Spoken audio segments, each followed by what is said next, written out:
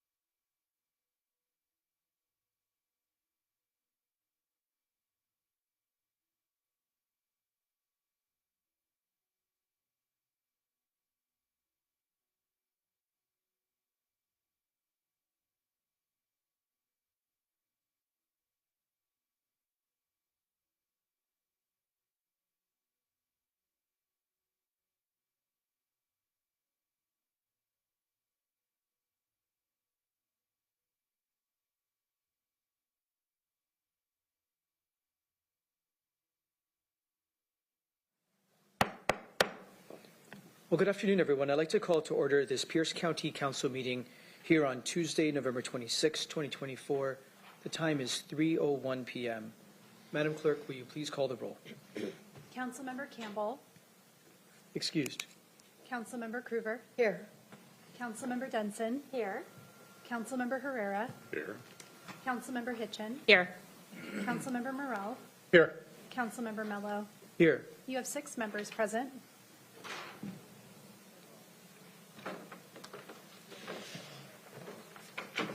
Councilmember Campbell. Here. You have 7 members present. We have all 7 members present and a quorum. Item number 3 is our Pledge of Allegiance to the flag, our moment of silence and our land acknowledgement. Please join us in the Pledge of Allegiance to the flag led by Councilmember Hitchin, followed by a moment of silence dedicated to the men and women serving overseas in the military, and then the land acknowledgement read by Councilmember Hitchin. Please rise for the Pledge of Allegiance. I pledge allegiance to the flag of the United States of America and to the republic for which it stands, one nation under God, indivisible, with liberty and justice for all.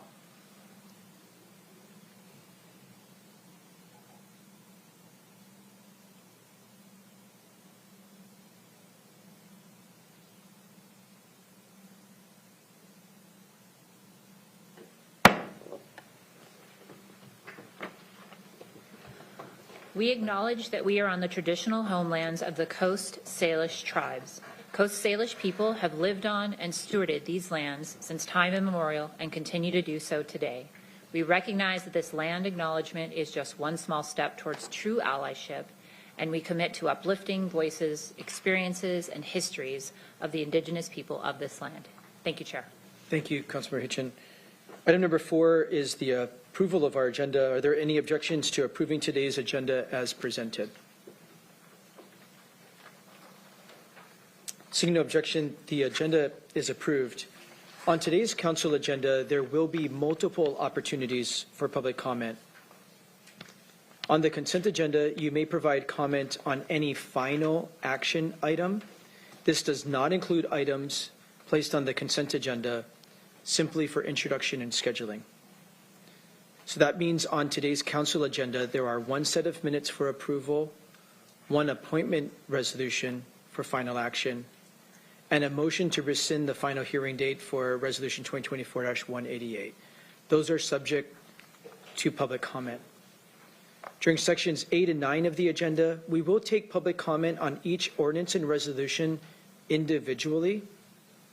And finally, under Community Forum, there will be an opportunity to address the council on any topic that is not up for final action on today's agenda. For information on the rules for public participation, please review the bottom of page 1 of today's agenda. Before we get to section 5, I also want to note for those here in chambers and those listening in the Zoom room, on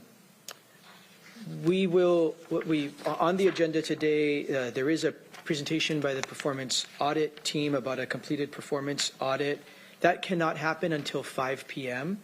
So depending on the progress of the agenda, you may see that, you may see me skip over that and come back to it. It must be done in the evening per the county charter. That must be done in the evening time. So our definition of evening around here is 5 p.m. or later.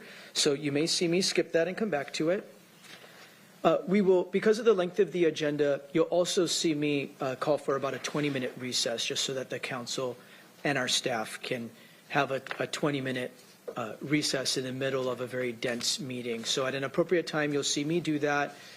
Those of you that might be here for a very last agenda item like the budget, just fair warning, you may want to go, if that's all you're here for, you may want to go and come back. We're probably not going to get to it for a couple of hours, in all honesty. So fair warning on that.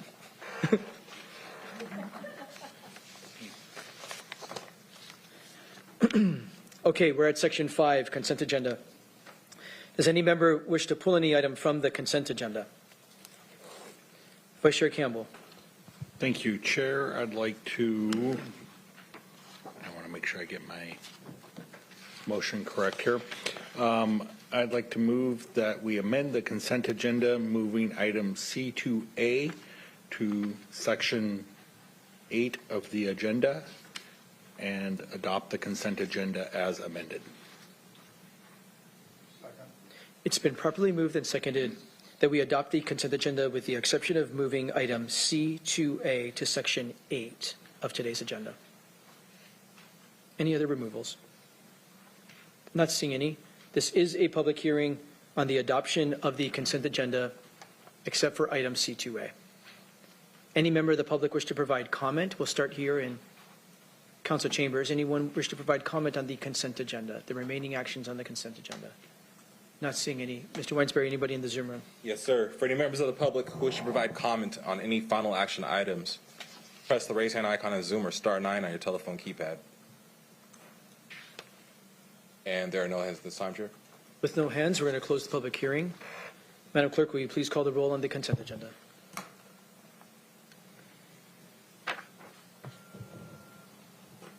Madam Clerk. Councilmember Cruver. Aye. Councilmember Denson. Aye. Councilmember Herrera. Aye. Councilmember Hitchin. Aye. Councilmember Morell. Aye. Councilmember Campbell. Aye. Councilmember Mello. Aye. The results of the roll call vote is 7 ayes and 0 nays. On a vote of 7 ayes and 0 nays, the consent agenda is adopted. Under Section 6, messages from the executive and other county elected officials, there are none today, which does bring us to Section 7, presentations, recognitions, awards, and presentations. Today, the council is excited to designate, believe it or not, we're at the end of the year, so we get to designate Saturday, November 30th as Small Business Saturday here in Pierce County, Washington. I'd like to invite the President and Chief Executive Officer of our Tacoma Pierce County Chamber of Commerce, Andrea Ray, to the podium as Councilmember Morell reads this proclamation into the record. Councilmember Morell. Thank you, Madam. Thank you, Mr. Chair. I was goofed up on that one. A proclamation of the Pierce County Council designating Saturday, November 30th, 2024 as Small Business Saturday in Pierce County, Washington. Whereas small businesses are the engine of our economy and the heart and soul of our community.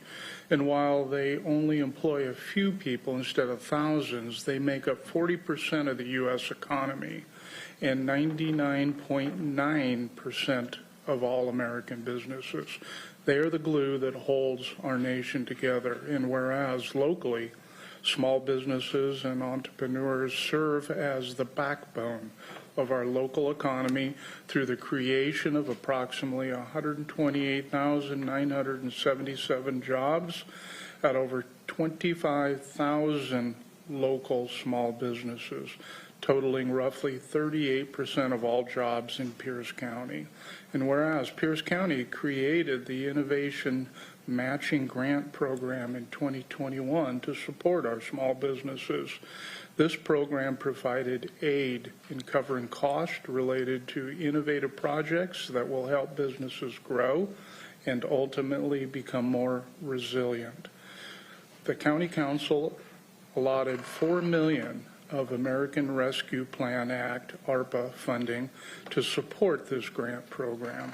And whereas the Pierce County Council also created the Pierce County Business Accelerator Program in 2021 to assist businesses within Pierce County that are startup or micro stage with a focus on supporting Black, Indigenous, and people of color, BIPOC communities. And whereas the Pierce County's Business Accelerator supported entrepreneurship tailored to BIPOC women and veteran-owned businesses, providing training, technical assistance, networking opportunities, and access to funding, and has empowered over 300 graduates and has raised more than $6 million in new capital while fostering innovation and wealth building opportunities across diverse communities. And whereas another essential Pierce County program is the Community Navigator Program,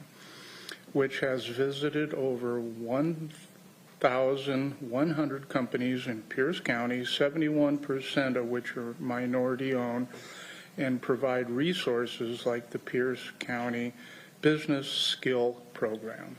And whereas the Pierce County Council recognizes the importance of cultivating a vibrant culture of small business entrepreneurism to ensure the future economic prosperity of Pierce County, Washington, now, therefore, be it proclaimed on this 26th day of November 2024 by the Pierce County Council that Saturday, November 30th, 2024, is Small Business Saturday, and we encourage the Pierce County community to support our small entrepreneurs and economy by choosing to shop local on this day and throughout the year. Give them a round of applause.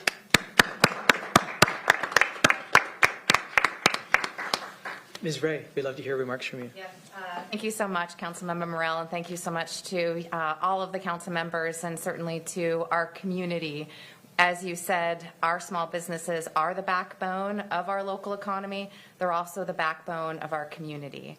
And we are so thrilled as a nonprofit service organization where our vision is to be the most equitable, inclusive, and thriving place to do business in Washington State, to be your partner to help support our small businesses so that we can continue to help our community grow and thrive. So yes, thank you so much for your support. Thank you to all of our community members who go out and shop and buy local all day, every day. Every dollar that you spend locally truly does matter and stays in our community. So thank you for supporting our small businesses. Thank you for all of your support. It's a wonderful honor to be able to be your partner to support our small businesses this Saturday and every day. So again, thank you. Thank you. Are there remarks by other council members before we invite Ms. Ray up here to accept this proclamation? Yes, thank you, Chair, and thank you, Ms. Ray, for being here. You do such great work at the Tacoma-Pierce County Chamber. We're really grateful, and you're a great partner for us here at the county as well with economic development and in regards to a lot of our initiatives. So I started my career in economic development in Detroit, so I am very, very passionate about small business, and I see how investing in small businesses and supporting residents in starting their own businesses can transform a neighborhood, and that's really what it's all about. They're investing in their own neighborhoods, their own communities, and improving not only the look of a community and the vitality, employing other residents, and just lifting up the whole community and making generational changes. It's so important. I live in Gig Harbor now, which is a small town with lots of small businesses that have benefited from chamber activities, both the Gig Harbor Chamber and the larger chamber that you represent, and also from the many programs that Pierce County Economic Development supports. And not only the town of Gig Harbor, but the rural businesses. And I think some of my council members that have rural areas like myself can appreciate that the opportunities are different in rural areas, but there are unique opportunities to help people increase their income or have an income while still retaining the character of the rural community and kind of right businesses in the right places. And they've really appreciated the support of Pierce County as well. So thank you for all of your work, and we look forward to future partnerships. Thank you. Appreciate that. Thank you, Councilor Denson. Vice Chair Campbell. Thank you, Chair. Thank you very much for coming out, joining us, and accepting this on behalf of the many small businesses we have here in Pierce County. For nearly 20 years, I was a small entrepreneur myself, retail business, so I know how important it is that we celebrate and have days like Small Business Saturday, encouraging people to look at that time beyond the Black Friday where you see all these large corporate sales going on, or Cyber Monday. Remember, what's important is our small businesses locally. You don't travel around the world and talk about going to the Walmart or Subway at some other city. You talk about the great local restaurant or the great little boutique that you shopped at in another city, and it is what gives individual cities their individual character and sense of neighborhood and belonging. We have a chance to vote with our dollars on what kind of community we want to be, and that is by choosing which businesses you support. So thank you for your work, and so proud of the work here at Pierce County we've done to support entrepreneurs through like our BIPOC Business Accelerator, helping hundreds of businesses move from that idea to startup to helping customers and employing people right here in Pierce County. Absolutely. Thank you. Thank you. Councilmember Krueger. Thank you, Chair. I just want to say thank you so much for the support for all of the small businesses. I say that I come from a small town that had all small businesses. My husband is a small business owner, and my son just started his business this week. So it's pretty exciting to know there is that support, and I have someone I can go and ask questions to. So absolutely. Thank you again. Thank you, Chair. Thank you, Councilmember Krueger. Councilmember Morell. Thank you, Mr. Chair. Thank you, Ms. Ray, for coming down, accepting the proclamation. I think there again, you are the face of a lot of small businesses, and your support is greatly appreciated. I think as Councilmember Campbell said, you know, some of us have owned small businesses. We know what it takes to go in there and make a business thrive and survive. But developing our own entrepreneurs is what's important, because they're the ones who get deep roots into our community. They're the ones who won't move when they get bigger. They just expand and put more resources into our community. So this council's been very supportive of entrepreneurship and taking the micro business and developing them into a thriving, sustainable business. And I think what Councilmember Denson said is real important, especially now, because a lot of our small towns suffered through the windstorm that we just had. Absolutely. I know in my rural towns, they were out of power for 3 days, which meant 3 days of no business. So the call went out, and last week, and in the little town of Wilkerson, you know, Carlson Block was swamped with people wanting to get pizza, and then Simple Goodness Sisters was very busy, and those businesses appreciate it. So if people can get out and about and go to some of our small little towns, whether it be out in the Key Peninsula area or in my area or, you know, wherever, it is really appreciated, the customers that come through those doors and spend money in those communities and in those businesses. So thank you. Thank you for all you do. Thank you, Mr. Chair. Thank you. Councilmember Herrera. Thank you, Chair, and thank you for representing our small businesses, because it's one of America's American dream to be an entrepreneur here in this country. Try opening a new business in Germany or Europe or anything like that. It is very, very hard. Here, if you have a dream, if you have the will, you can start your own business here. And a lot of our huge, big businesses started as small business sometime 120 years ago, or how far ago. But it is an American dream. It's a dream for our new Americans who've come to this country. A lot of first-generation Americans start businesses and plant their roots here in the country. So it's a good thing. So thank you. Thank you, Chair. Thank you. In closing, I too want to really appreciate your leadership, Ms. Ray, your team. Many of us know your team members that really make you successful and make our business community successful in local chamber. Your leadership certainly helps empower them. But, you know, you get pulled in so many different directions, and certainly there are a lot of large, thank goodness, a lot of large businesses here that demand your attention, but we've seen you in action, and you always carve out time and space and energy for our small businesses. Thank you for fighting for them, fighting for the resources they need to bring their idea to life, and participating in many of the programs that Councilmember Morell lifted up in this proclamation that he wrote. So thanks for being a partner of ours in many of these programs we got to be a part of, and helping us bring these programs to life so we can really support our small business community. Truly, truly appreciate it. And thank you to all of our small businesses in our community who are working so hard every day to give back and to make our community the amazing place that it is. So thank you to our small businesses. Thank you to all of our partners. Economic development is a team sport. It's great to be on your team. Thank you. Thank you. We'd love to invite you Let's do it. Thanks. Thanks to my official chamber photographer, my son Eli.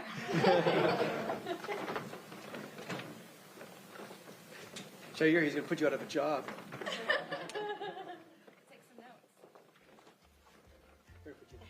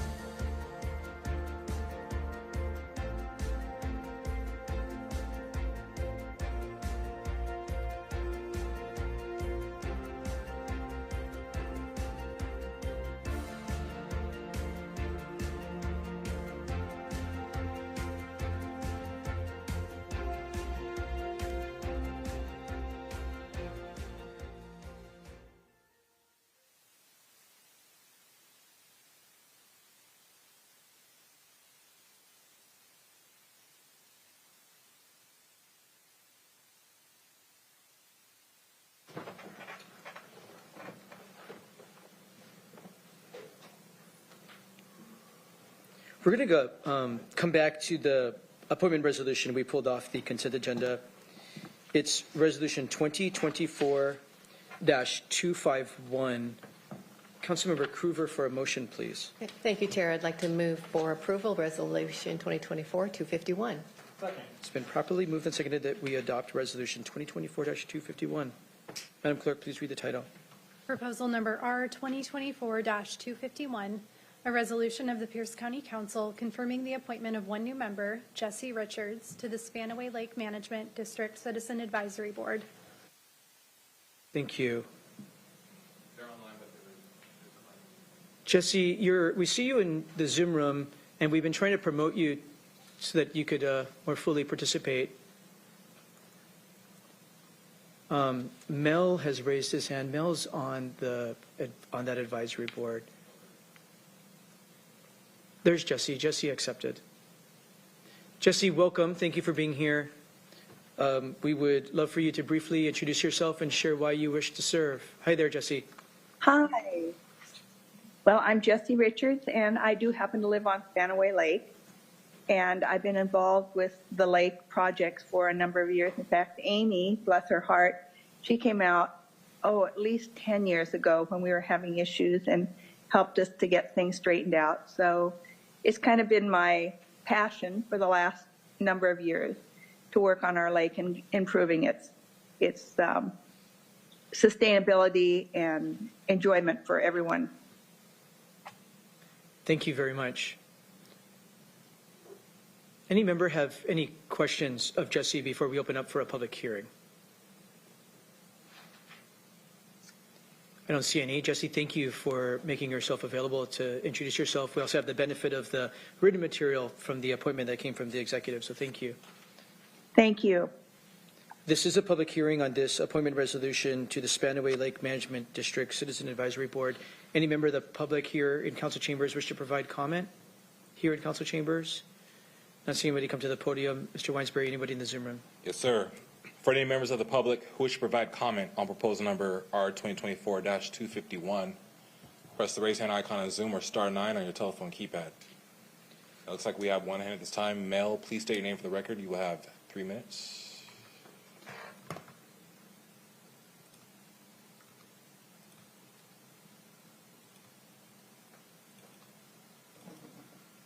Now can you hear me? Yes, we can. Okay. Hi, Mel Olson. I'm a member of the Spanaway Lake Management District Board, and recently I presented the minority report to the council on the Lake Management District Plan. I want to compliment the Surface Water Management on an excellent selection of Mrs. Richardson to the Lake Management District Board. I have worked with Jesse for 12 years now, and she was a key element in the effort to found the Friends of Spanaway Lake, a 501c3, which the county has designated as the people's voice to the county council. Along those lines, though, I would like to note that there is another opening coming up in June. We understand Mr. Scott Monson is leaving the lake, and at that time his position will become open. And I would suggest that rather than repeat the selection process again, there were two other highly qualified candidates for this position that is now open, who might be provisionally asked to participate in the Lake Management District Board operations until such time as Mr. Munson formally leaves the board, and then one of them could be appointed to take Mr. Munson's place. This would save the county time and money and labor and efforts, and provide whoever they designate the opportunity to listen into and participate in the board's activities until such time they become a voting member. Thank you for your consideration. Thank you for your comments. And at this time, there are no other hands, Chair. With no other hands, we're going to close our public hearing. Are there final remarks by council members? Councilmember Cruver. Thank you, Chair. I just want to say how excited I am that Ms. Jessie decided to join this. Yeah, it's been a long time, and working with Ms. Richards, it helped me to keep wanting to come back and work with everyone on the lake, because it's such a treasure out there, and people like you made it a joy, and I appreciate the tenacious, what's the word I'm trying to think of, desire to work with this and keep things right and help everyone out there. So thank you again, and I look forward to working with you, continuing work with you. Thank you, Mayor. Thank you, Chair. Thank you, Councilmember Cruver. Any other remarks? Thank you again for your willingness to serve. Madam Clerk, will you please call the roll on the adoption of Resolution 2024-251? Aye. Councilmember Herrera. Aye. Councilmember Hitchin. Aye. Councilmember Morrell. Aye. Councilmember Campbell. Aye.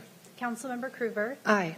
Councilmember Mello. Aye. The result of the roll call vote is 7 ayes and 0 nays. On the vote is 7 ayes and 0 nays. The resolution is adopted. Thank you and congratulations. Thank you.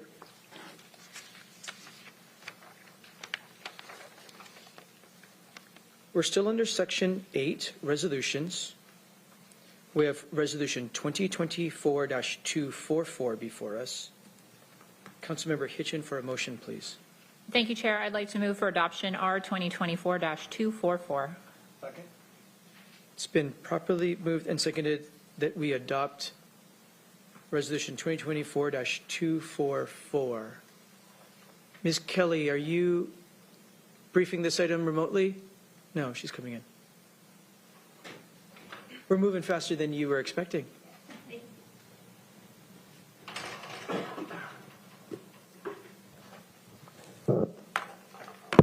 It's all good. It's okay. We have a lot going on. Ms. Kelly, we are on the interlocal agreement for specialized law enforcement services. Well, let's do this. Let's have the clerk read the title to the record, and then we'll go from there. Madam Clerk. Proposal number R 2024-244, a resolution of the Pierce County Council granting the Pierce County Executive authority to execute an agreement titled Interlocal Agreement between Pierce County and the City of Lakewood for the provision of specialized law enforcement services Last line. on the county's dedicated interlocal agreement website. Thank you. Ms. Kelly to brief. Certainly. Thank you, Chair Mello, council members, Andrea Kelly, council staff for the record. If it pleases the council, I will provide a blanket introduction. So in regard to how these four interlocal agreements are before you today and how the terms and services are consistent across all. The terms for these interlocal agreements are for specialized services as provided by the Sheriff's Department. The difference in the proposed ILAs are the recipient town, the individualized specialized services as chosen by the city of town, and the billing method. So as of note, the four municipalities that are in front of you today participate in either a multi-jurisdictional major crimes investigation team and or Metro SWAT or a Metro SWAT team, so have not elected to contract with the Sheriff's Department for those specialized services. However, they are still included as optional services in the interlocal agreements. So these interlocal agreements at this time are scheduled to renew every January 1st of every calendar year to extend no later than December 31st, 2029.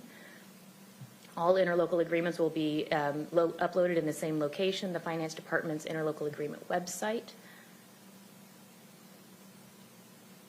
The interlocal agreements also provide regional assets for the smaller municipalities, including hazardous devices, bomb squad, marine services, dive team, and air operations. The interlocal agreements additionally establish protocols across the specialized services. The fiscal notes are attached or are in your packet in addition to the equity notes. And then all 4 ILAs did receive due pass recommendations at the November 18th Rules and Operations Committee. So I am here to answer any questions. Also included, or as department staff, Chief Lauren Wallen as well. Thank you. Thank you. We do have the Chief of Staff from the Sheriff's Department, Ms. Lauren Wallen. Do you have anything to add on behalf of the department on this or any of the 4 interlocal agreements that are in front of us? Good afternoon. Again, for the record, Lauren Wallen. I'm our Chief of Staff, which means I handle all of our contracts for the Sheriff's Department. I'm happy to answer any questions that you have. I know we've been doing an extensive self-initiated audit of all of our interlocal agreements within the Sheriff's Department. I've been doing extensive hearings, lots of Q&As with all of you since approximately July of this year. And as we near kind of the very end of that process, again, I'm here to answer any questions, but I also just really want to express on Thanksgiving week, I think it's appropriate to just share just our deep, deep gratitude for all of you and for your support of this and for all the staff time in preparing this. So I'm available for any questions. Thank you. Are there questions from council about this or any of the other interlocal agreements for law enforcement services in front of us? Councilor Herrera. Thank you, Chair. Thank you for all the work on this. It's been a lot of work.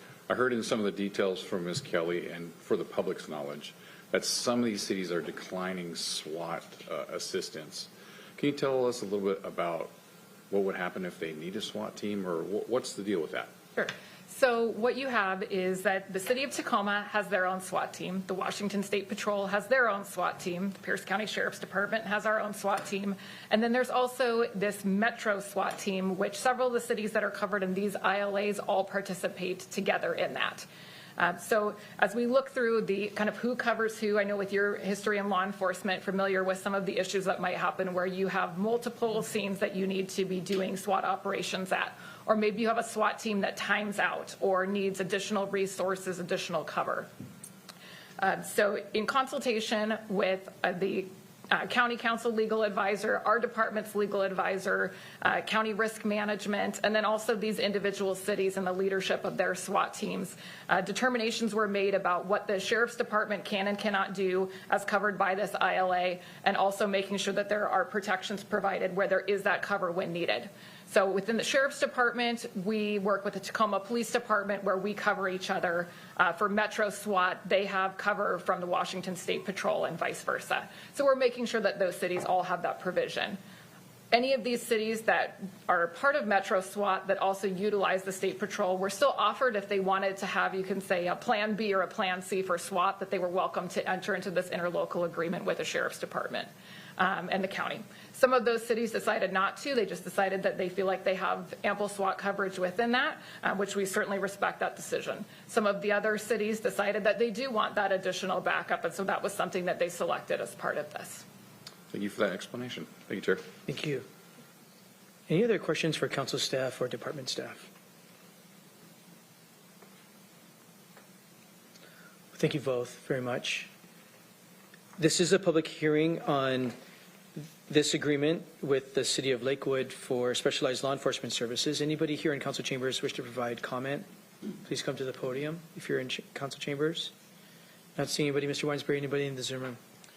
Yes, sir. For any members of the public who wish to provide comment on proposal number R2024-244, press the raise hand icon in Zoom or star 9 on your telephone keypad. And there are no hands this time, Chair. With no hands, we're going to close the public hearing. Are there any final remarks by council members? Not seeing any. Madam Clerk, will you please call the roll on the adoption of Resolution 2024-244? Councilmember Herrera. Aye. Councilmember Hitchin. Aye. Councilmember Morell. Aye. Councilmember Campbell. Aye. Councilmember Krueger. Aye. Councilmember Denson. Aye. Councilmember Mello. Aye. The result of the roll call vote is 7 ayes and 0 nays. On a vote of 7 ayes and 0 nays, the resolution is adopted. We're now at Resolution 2024-245. Councilmember Morel for a motion, please.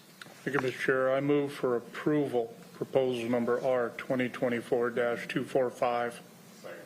It's been properly moved and seconded that we approve Resolution 2024-245. Madam Clerk, please read the title. Proposal number R 2024-245, a resolution of the Pierce County Council granting the Pierce County Executive authority to execute an agreement titled Interlocal Agreement between Pierce County and the City of Bonnie Lake for the provision of specialized law enforcement services. Last line. Interlocal Agreement website. Thank you. We've received the council staff briefing and we've heard from the department staff on this and all 4 interlocal agreements. Are there any council questions before we open up for a public hearing? I'm not seeing any. This is a public hearing on this interlocal agreement for specialized law enforcement services with the City of Bonnie Lake. Anyone here in council chambers wish to provide comment? I'm not seeing any. Mr. Weinsbury, anybody in the Zoom room? Yes, sir. For any members of the public who wish to provide comments on proposal number R 2024-245, press the raise hand icon in Zoom or star 9 on your telephone keypad. And there are no hands at this time, Chair. With no hands, we're going to close the public hearing. Are there final remarks by council members? Councilmember Morel. Thank you, Mr. Chair. I appreciate the department's work on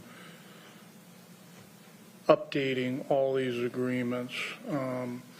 I think it's been a long time in coming, and the work that goes into this to get all these jurisdictions to agree on an interlocal agreement is challenging at best. But I think in the betterment of public safety, these specialized law enforcement agreements adapt to city demands and also reduce the duplication of these costly specialized services. So this is a good thing, and I appreciate all the jurisdictions that participated and understood that we needed to update these agreements. So thank you. Thank you, Councilmember Morel. Any other remarks? Seeing none, Madam Clerk, will you please call the roll on the adoption of Resolution 2024-245? Councilmember Hitchin. Aye. Councilmember Morel. Aye. Councilmember Campbell. Aye. Councilmember Krueger. Aye. Councilmember Denson. Aye. Councilmember Herrera. Aye. Councilmember Mello. Aye. The result of the roll call vote is 7 ayes and 0 nays. On a vote of 7 ayes and 0 nays, the resolution is adopted. We're now at item 3, Resolution 2024-247. Councilmember Herrera for a motion, please. Chair, I move proposal number R2024-245 for approval. 47 for approval. It's been properly moved and seconded that we approve Resolution 2024-247. Madam Clerk, please read the title into the record. Proposal number R 2024-247, a resolution of the Pierce County Council granting the Pierce County Executive authority to execute an agreement titled Interlocal Agreement between Pierce County and the City of Puyallup for the provision of specialized law enforcement services. Last line. Agreement website. Thank you. Any council members have any questions before we open up for a public hearing? Seeing none, we've already had the staff briefings. So this is a public hearing on Resolution 2024-247, this agreement with the City of Puyallup. Any member of the public wish to provide comment here in council chambers?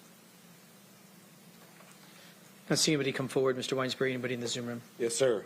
For any members of the public who wish to provide comments on proposal number R 2024-247, press the raise hand icon on Zoom or star 9 on your telephone keypad. And there are no hands, Chair. With no hands, we're closing the public hearing. Any final remarks by council members? Not seeing any. Madam Clerk, please call the roll on the adoption of Resolution 2024-247. Councilmember Morel. Aye. Councilmember Campbell. Aye. Councilmember Krueger. Aye. Councilmember Denson. Aye. Councilmember Herrera. Aye. Councilmember Hitchin. Aye. Councilmember Mello. Aye. The results of the roll call vote is 7 ayes and 0 nays. On a vote of 7 ayes and 0 nays, the resolution is adopted. Our final interlocal agreement in this regard is Resolution 2024-248. Councilmember Herrera for a motion, please. Chair, I move proposal number R2024-248 for approval. Second. It's been properly moved and seconded that we approve Resolution 2024-248. Madam Clerk, please read the title. Proposal number R 2024-248, a resolution of the Pierce County Council granting the Pierce County Executive authority to execute an agreement titled Interlocal Agreement between Pierce County and the City of Sumner for the provision of specialized law enforcement services Last line, please. on the county's dedicated interlocal agreement website. Thank you. This is the final one of the year, I believe. No. Ms. Kelly, are we expecting others?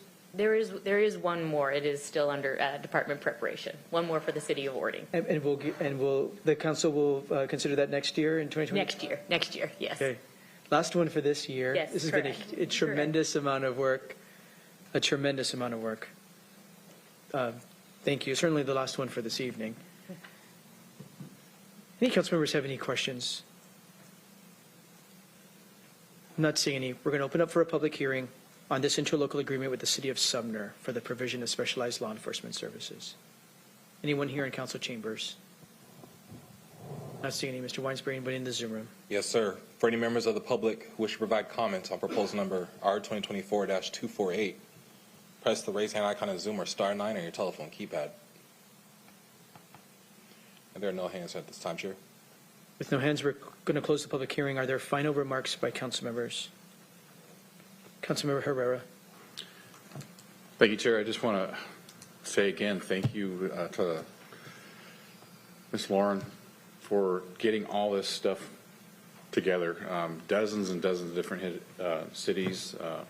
Your job is to do contracts, but in the normal day of life, it's a contract here, but you took something that needed to get done for decades, and you negotiated with all these cities, different people, and in a timeline, got it to us, informed us, and tweaked things and got everything done. So it's a testament to yourself, your dedication to the Sheriff's Department and Pierce County, and we thank you very much. Thank you, Chair.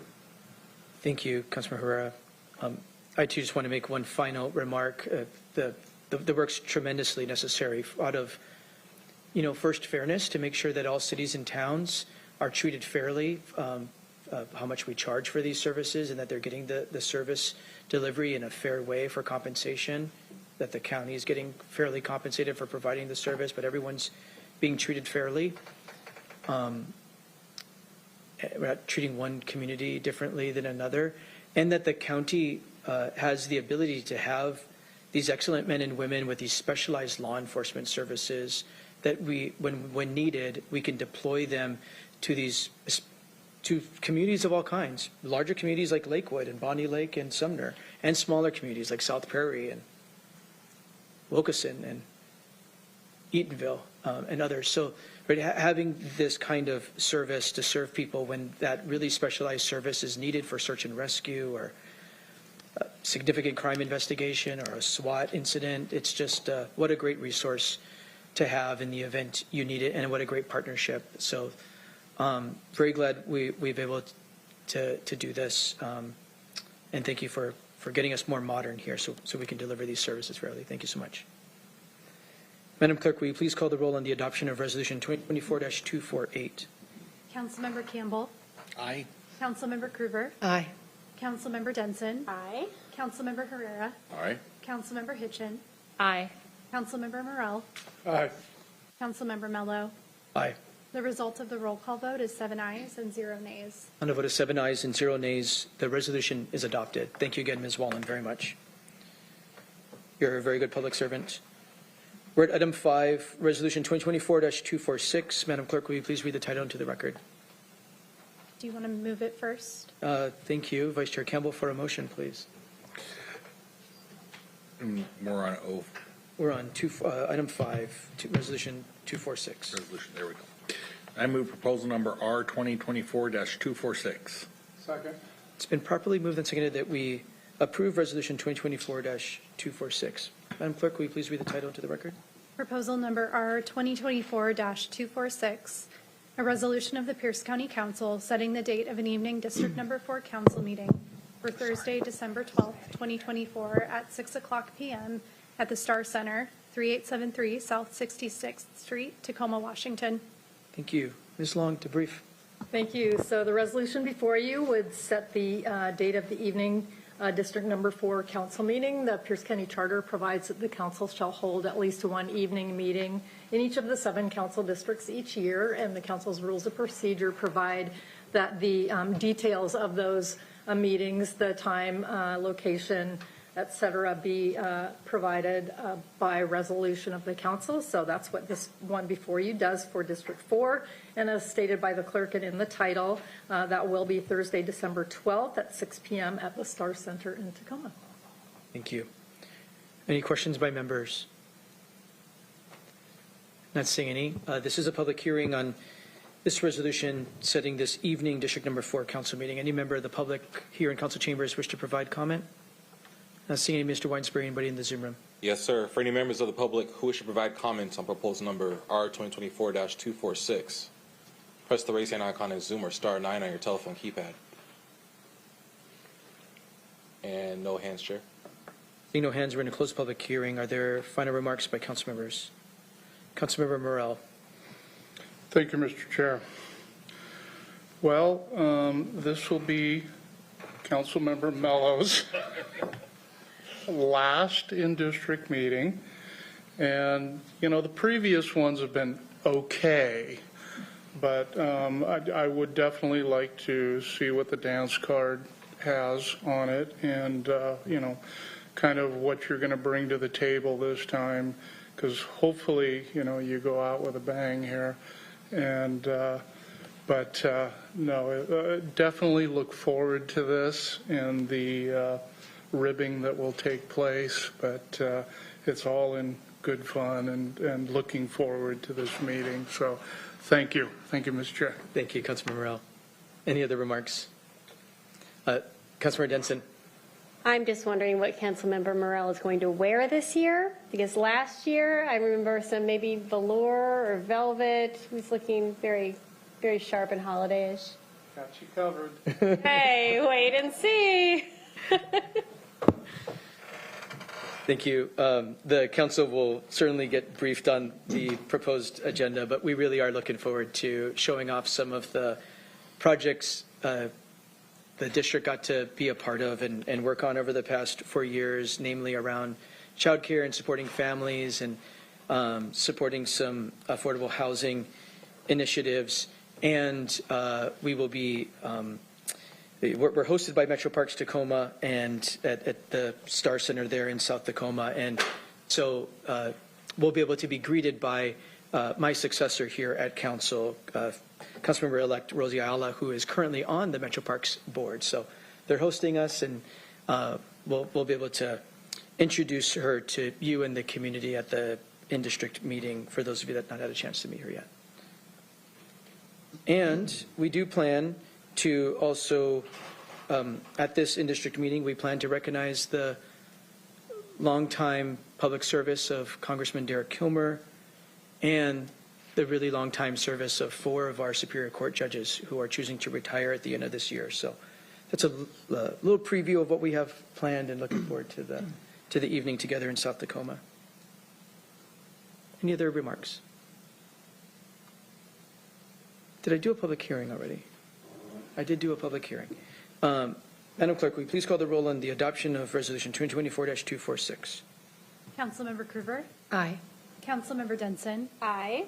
Councilmember Herrera. Aye. Councilmember Hitchin. Aye. Councilmember Morell. Aye. Councilmember Campbell. Aye. Councilmember Mello. Aye.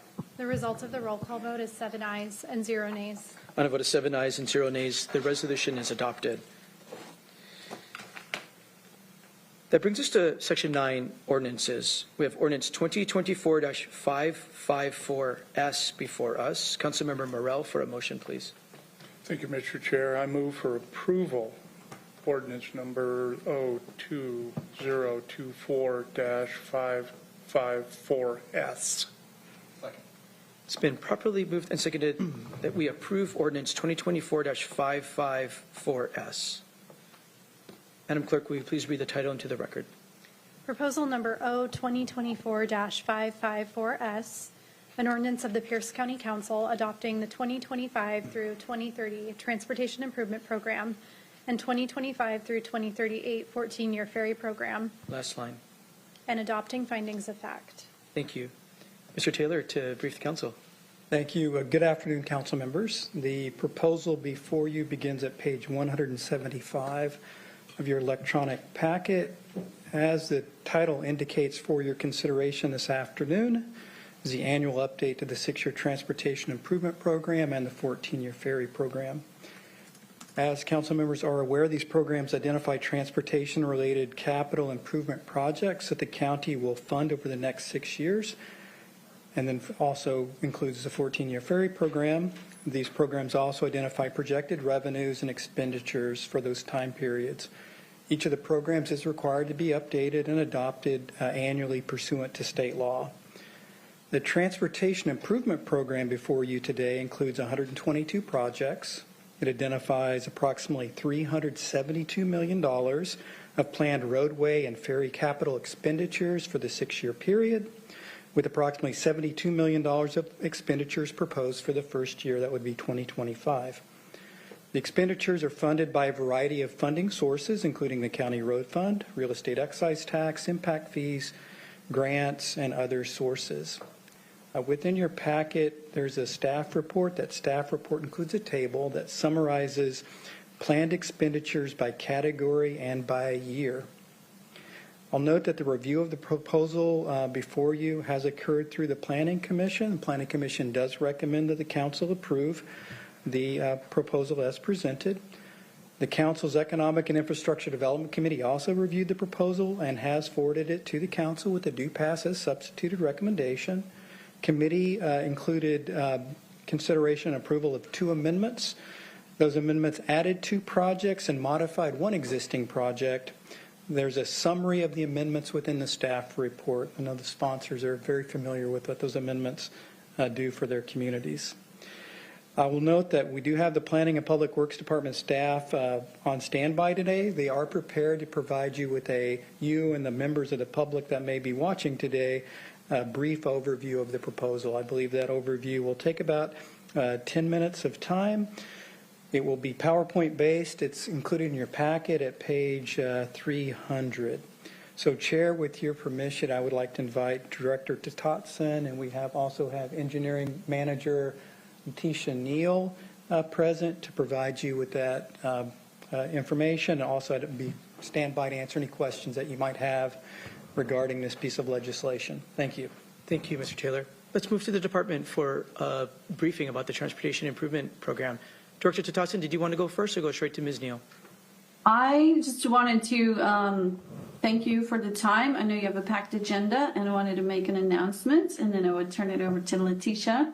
I'm Jen Tatotson, Planning and Public Works Director, and happy to announce that we have selected Letitia Neal to be the next county engineer and lead the office of the county engineer. So we're celebrating her promotion this week. And she's excited to deliver this overview of the TIP. Thank you, Director Tatotson. Good evening, Ms. Neal, and congratulations on your appointment.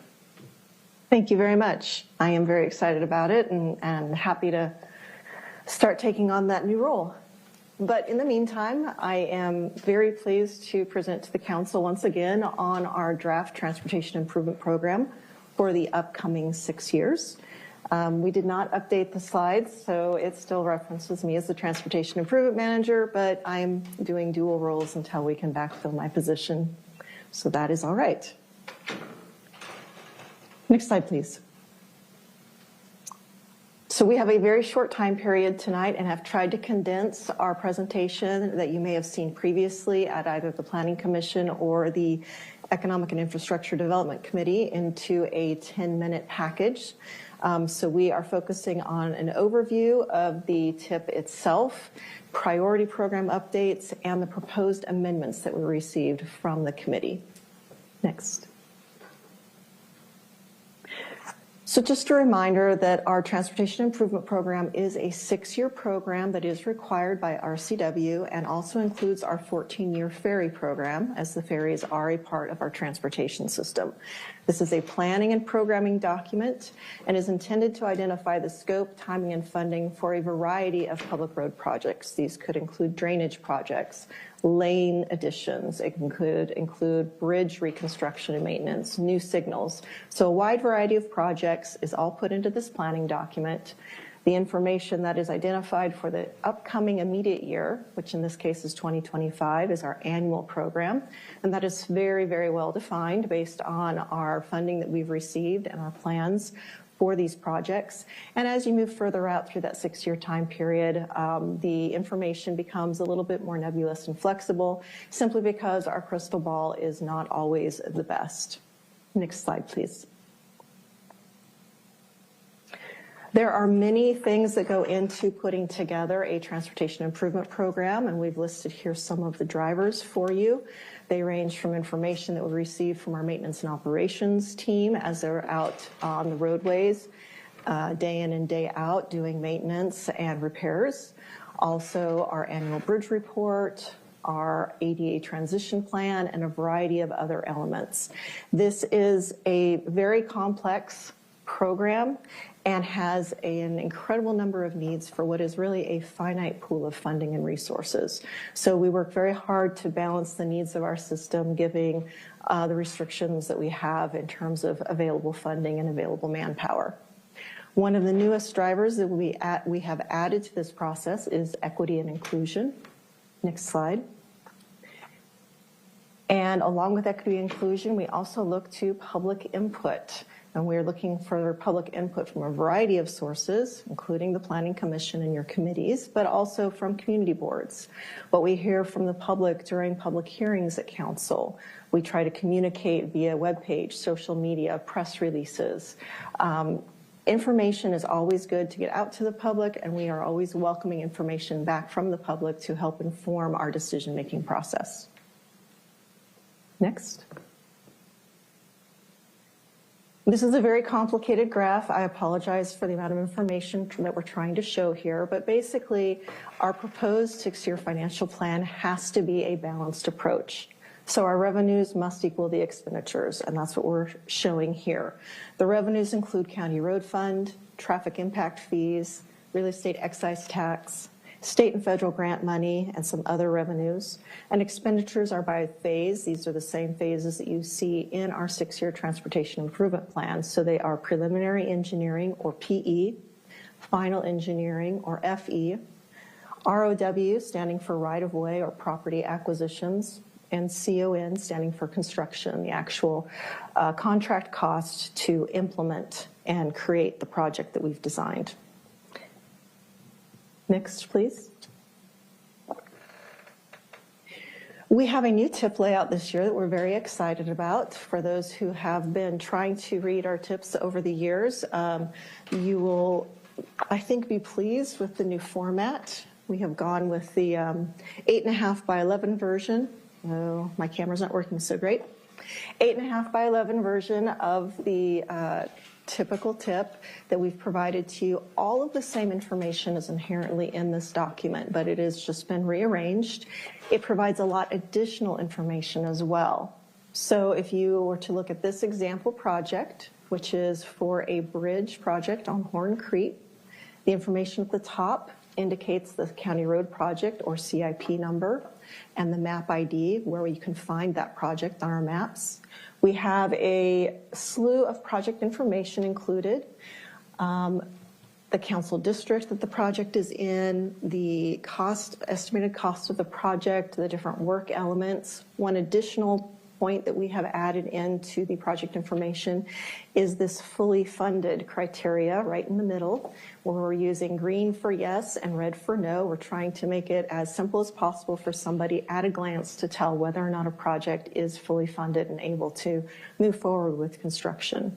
We have a little bit of additional room for a more detailed scope. And in the table for the project, we have room to be more specific on the type of funding. So we're no longer just indicating federal, state, local, but we're able to detail out, in this case, our federal money we've received is from the Culvert Program. The local money that's shown is both County Road Fund and Surface Water Management Fund. So we're able to provide even more information with this new layout. And as always, the years go from left to right, in this case 2025 through 2030, the amount of expenditures we intend to do each year and in what category those expenditures are intended to occur. Next, please. So now we'd like to briefly speak about the updates that you've indicated are priorities to you. Obviously, we can't hit every single project that is included in the Transportation Improvement Program, but we will certainly do our best to hit the highlights. Next.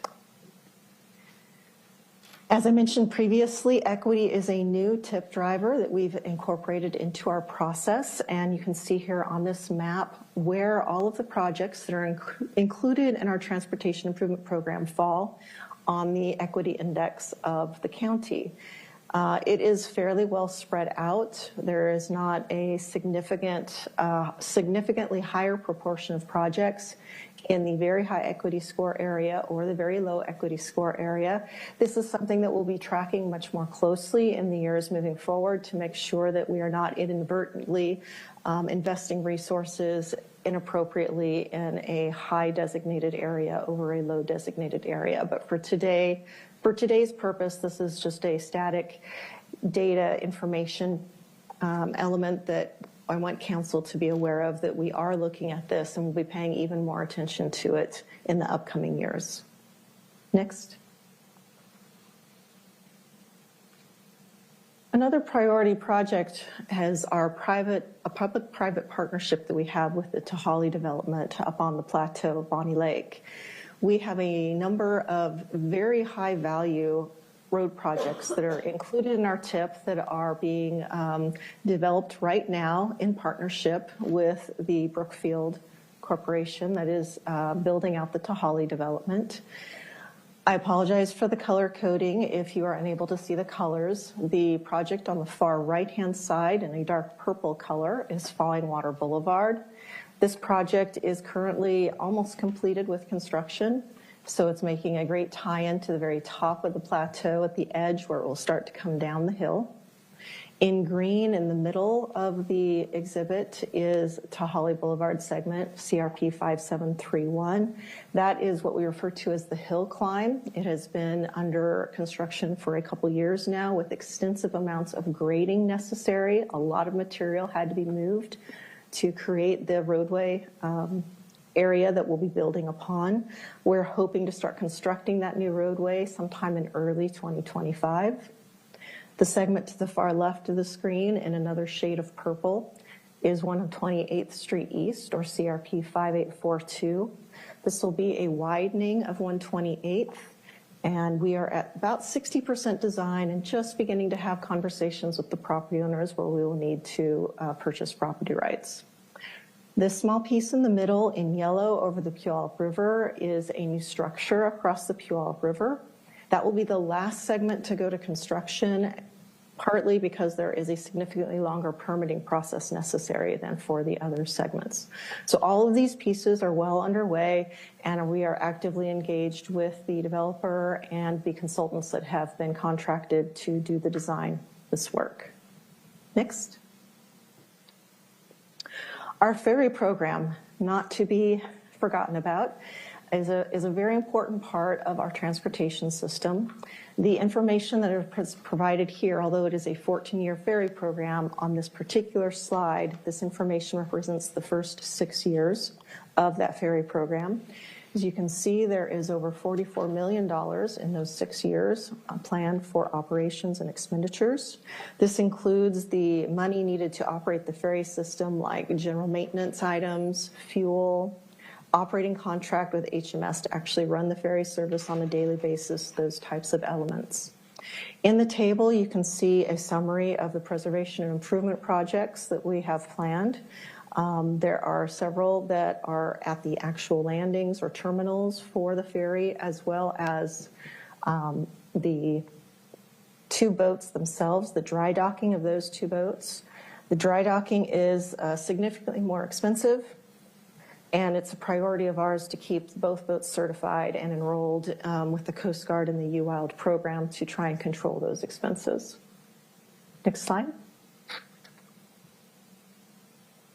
Fox Island Bridge continues to be a very high priority for the team. We are in the middle of the type, size, and location study for that new bridge structure and are showing about $0.8 million in our TIP for the next year.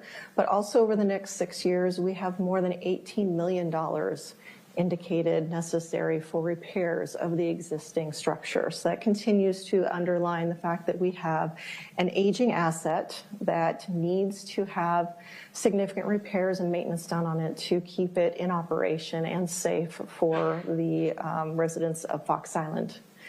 The graphic at the bottom shows you the progress that we've made and what we'll be looking to achieve over the next year in order to present a completed type, size, and location study. Next slide. Culverts, fishberry removals, these continue to be a very dominant element of our projects.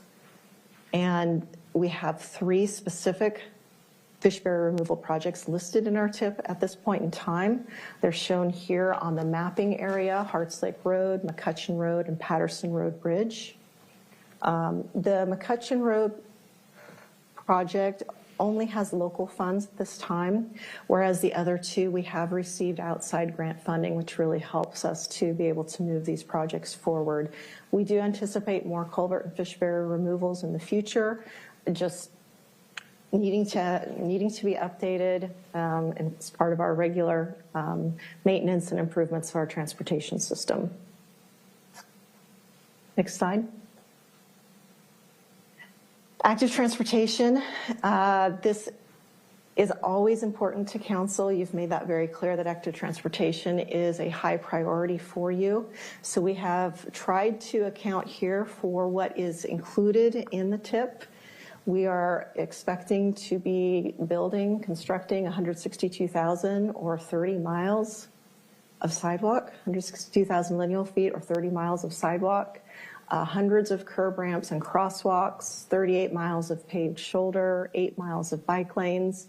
And this is a lot of additional active transportation elements in our system. Planned for construction specifically in the next 2-year cycle, 29,000 lineal feet or 5.5 miles of those sidewalks will be constructed.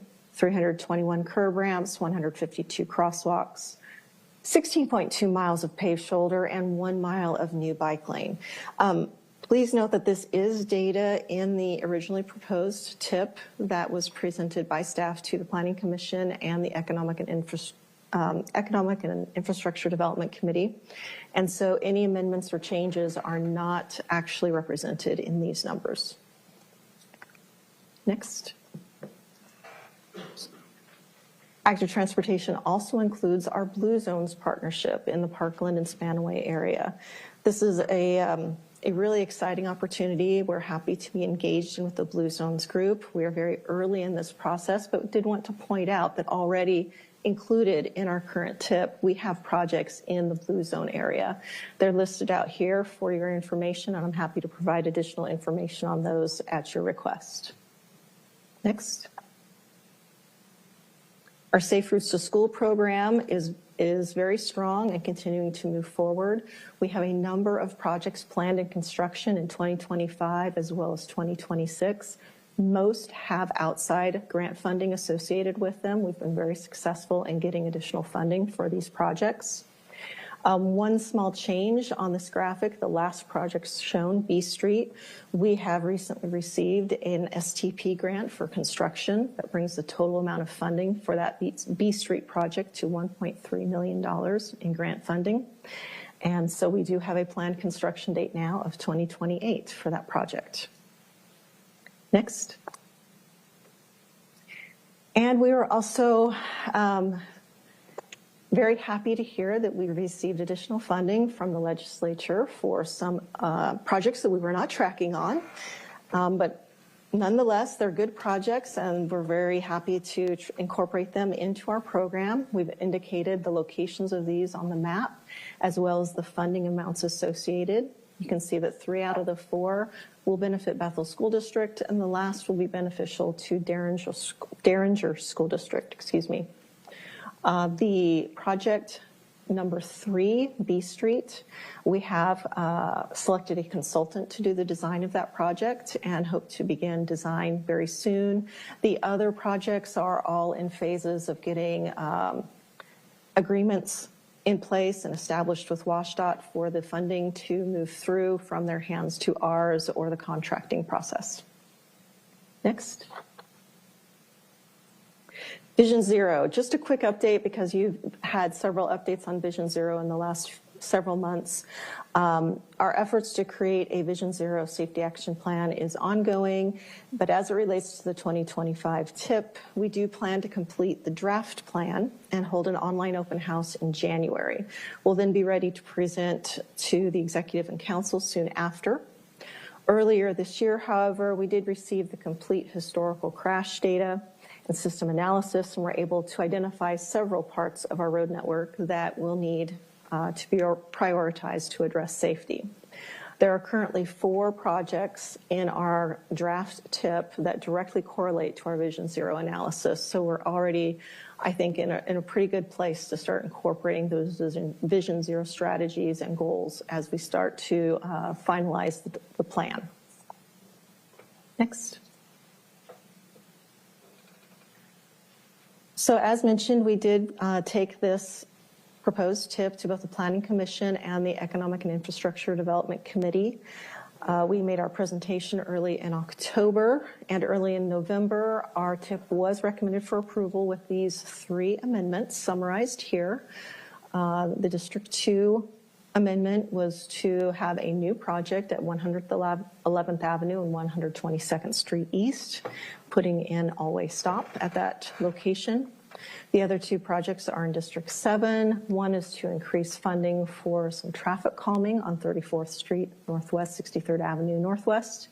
And the other is to move forward with some key peninsula wildfire evacuation route improvements that are yet to be identified. We've tried to provide here not just the funding amounts that were requested, but also some feedback on what we see as risks associated with the unknowns with these 3 projects. Nevertheless, they are good projects and certainly can be added, but I do want to remind council that we have continued staffing limitations, not only with vacancies that are currently in our division, but also with just the amount of resources necessary to do projects. Without additional resources, we have a difficult time continuing to add more and more projects. It's a very defined bucket of work that we can get done in any one year, and we are definitely at the max. So just a reminder to council of our limitations. Next slide, please. This is a rehash of the slide you've seen before, incorporating the 3 amendments recommended by the council committee. Those amendments did not make significant changes here. They're only $425,000 in funding differences from what we had proposed in our original TIP. So we have very easily managed to balance our revenues and expenditures to accommodate those 3 amendments should the full council choose to move forward with those. So again, I'm happy to answer any questions on this, but it was not a significant financial impact from that standpoint. Next. So finally, we are seeking final action by council. Just a reminder that this is a action that has to take place every year. It's required by law. And doing so ensures that we remain eligible for funding, which we've been very successful at and want to continue to take advantage of all of the funding resources that are out there and that we are eligible for. The plan provides resources for the work that we intend to complete in 2025, as well as indicating our plans for the outer years. And those future year allocations do allow us to continue to pursue the grant funding for the outer year work. So with that, I'm happy to answer any questions that you have, and Director Dotson as well is here to answer questions if you have any. Thank you. Thank you. Are there any questions from council members before we open up for a public hearing?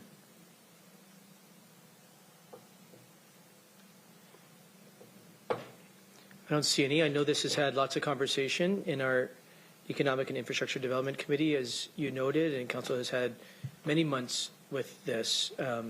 So thank you very much for the briefing here, mostly for the public's benefit. The public is, what I'm trying to say is the public's not hearing a lot of questions from council because we've had a lot of time with it in committee and with the staff over the past many months. So thank you for this briefing, mostly for the benefit of the public. This is a public hearing on ordinance 2024-554S. This is the 6-year transportation improvement program and the 14-year ferry program. Before we do that, public hearing first. Anyone here in council chambers wish to provide comment? Not seeing any. Mr. Weinsbury, anybody in the Zoom room? Yes, sir. For any members of the public who wish to provide comments on proposal number O 2024-554S, press the raise hand icon on Zoom or star 9 on your telephone keypad. It looks like we have one hand this time, Chair. First name, Larry. Please state your name for the record. You will have 3 minutes. Thank you, Mr. Chair. Can you hear me all right? Yes, we can. Thank you so much. My name is Larry Levine, and I am the chair of your Transportation Advisory Commission. The commission did have the opportunity to review the TIP and did recommend adoption of both the 2025 to 2030 TIP and the 2025 to 2038 14-year ferry program as presented by staff. We did submit a letter with a few other details, which hopefully you got to see at some point in your extensive process. The TAC also had requested that they be more proactively involved in even designing the discussion about local transportation funding, because clearly we're going to have to make, as a county, some very difficult choices soon to reconcile the project wish list in the TIP and the available revenues with which to address them. So we will work with staff as needed, but it sort of requires an invite or a combined invite, perhaps, between the council and the executive to involve the TAC in that, because if additional revenues are considered, we certainly want a good project list and good confidence that the public will support what is proposed. So we hope to be at the table, if you will. I just wanted to also express our appreciation for staff in presenting to us a couple times and answering numerous questions. We appreciate the improvements to the readability of the TIP and also look forward to working with them next year, maybe a little bit earlier, on some additional improvements, things that I think will make the document even more comprehensible to the public and hopefully usable for the council as well next year. So thank you very much for your attention. Well, thank you for your community leadership.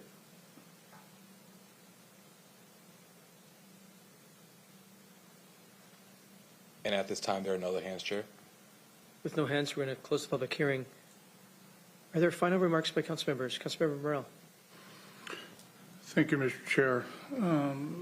I appreciate the presentation. I appreciate Director Totoxin's work, her effort pushing this through her team. I know that it's been challenging as far as the workload goes and staffing. And I have a suggestion that you just work on District 1 and all the others. Just forget about them. I think that'll work. But anyway, congratulations, Ms. Neal, well earned. Look forward to help on 214th and South Prairie Road just put that bullet in there. But I know this is, like I say, a very complex, challenging program out there. Mr. Levine kind of laid it out, and Mr. Taylor explained. We have over $300 million worth of projects out there. We don't have that much money. We have to prioritize and depend on both grants, state, federal, to get these projects done. And a lot of them have to be done in phases. So they take quite a long time to do. But I think that this council for the last 4 years has made real progress in defining that, and we will continue to define those projects, and appreciate the planning board and the transportation advisory committee for their input and their wisdom that they use as far as community members to help the council to make these decisions. But other than that, I appreciate all the teamwork that went into this, all the discussion, all the meetings, and here we are to finalize this agreement. So thank you, Mr. Chair. Thank you, Councilman Morell. Are there other remarks? Well, it is a very complicated transportation system, a ferry program, airports even, but a ferry program that we run, and roads and bridges and sidewalks and all kinds of facilities. So it is a very complicated place, and we have a lot of work to do to continue to make it safer for all users, and appreciate the department's focus on highlighting that major council priority to make our transportation system much, much safer for all users. So thank you. Madam Clerk, will you please call the roll on ordinance 2024-554S? Councilmember Denson. Aye. Councilmember Herrera. Aye. Councilmember Hitchin. Aye. Councilmember Morell. Aye. Councilmember Campbell. Aye. Councilmember Krueger. Aye. Councilmember Mello. Aye. The result of the roll call vote is 7 ayes and 0 nays. On a vote of 7 ayes and 0 nays, the ordinance is adopted. Thank you very much. We're at item 2 here under ordinances. We have ordinance 2024-563. Vice Chair Campbell for a motion, please. Thank you, Chair. I move proposal number O, 2024-563. Second. It's been properly moved and seconded that we approve ordinance 2024-563. Madam Clerk, please read the title to the record. Proposal number O 2024-563, an ordinance of the Pierce County Council setting the 2025 regular ad valorem tax levy for Pierce County for levy in 2024 and collection in 2025. Thank you. Mr. Boki to brief the council. Good evening. Thank you, Chair Mello, Paul Boki, council staff. This ordinance is asking the council to approve a 1% increase in the regular property tax levy, exclusive of additional revenue from new construction, improvements to property, and other items authorized by law. This will increase the property tax received for the general fund, the Veterans Relief Fund, and social services. About 97% of the total will go to the general fund. The general fund property tax is estimated to produce about almost 39% of the general fund revenues in the 2024-25 biennium. Without this increase, projected general fund revenue would fall by an estimate of $1,171,000 in 2025. This tax is collected countywide. It is for general county functions, so this is countywide in both the incorporated and unincorporated areas. And this was given a due pass recommendation at the November 13th Committee of the Whole. Thank you. Thank you. Turn to the Finance Department to see if they have anything to add. Not seeing any. Thank you for being here. Any questions by members before we open up for a public hearing? Not seeing any. This is a public hearing under ordinance 2024-563. Does any member of the public wish to provide comment here in council chambers? Not seeing any. Come forward. Mr. Weinsberry, anybody in the Zoom room? Yes, sir. For any members of the public who wish to provide comments on proposal number O 2024-563, press the raise hand icon on Zoom or star 9 on your telephone keypad. And it looks like we have one hand at this time. phone number ending in 874. Please state your name for the record. You'll have 3 minutes.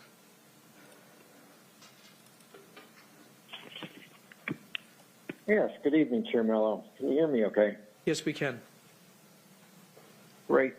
This is Thomas Wick over in Gig Harbor. We pay a lot of taxes currently, property taxes, and we can't even get basic answers to basic questions from Pierce County staff regarding Pierce County issues. So I am just voicing an opposition to raising any taxes at this time.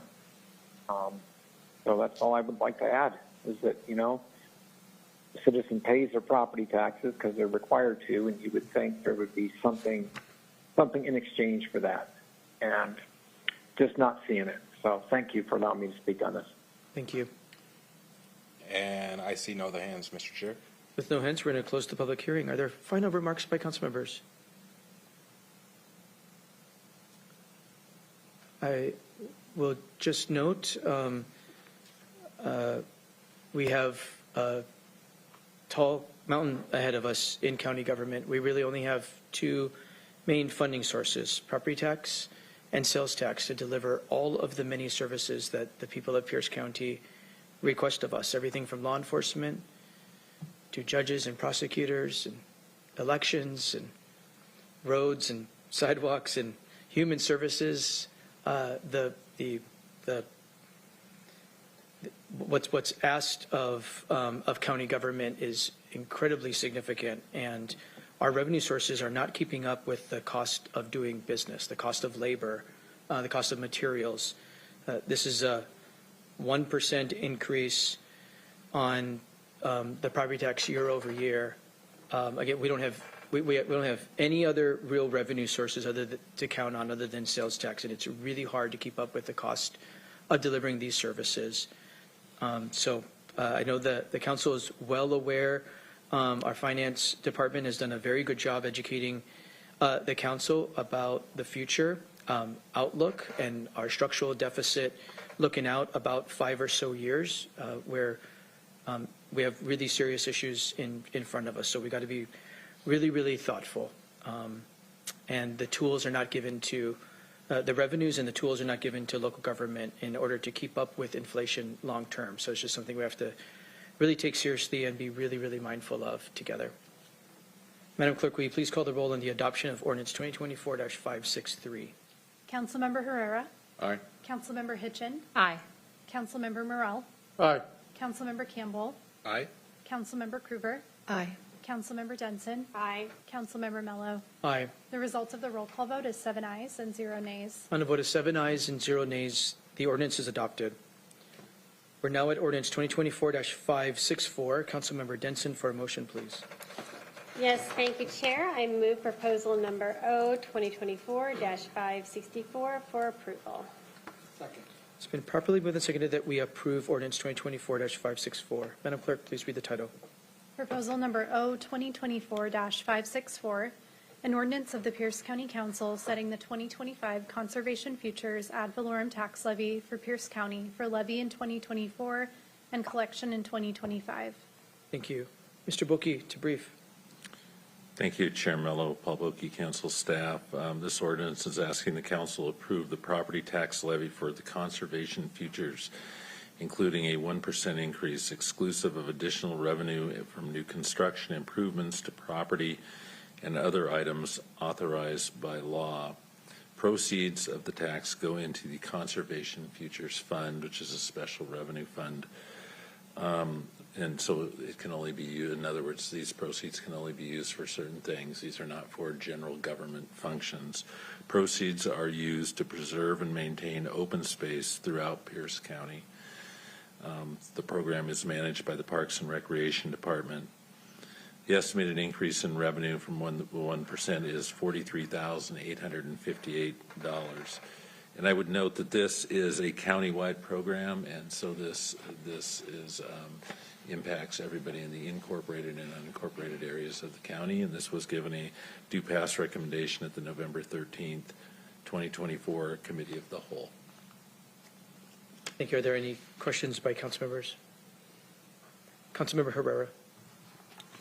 Thank you, Chair. I don't know if you have the answer of how much is in this special revenue fund as we speak now. I don't know. I don't have that with me, the fund balance right now. We'd have to look that up for you. We'll get a follow-up. Thank you, Councilmember Herrera. Other than that, does the Finance Department have anything to add here? Okay, thank you. Any other questions? Not seeing any. This is a public hearing on ordinance 2024-564. Any member of the public here in council chambers wish to provide comment? Not seeing any. Mr. Weinsbury, anybody in the Zoom room?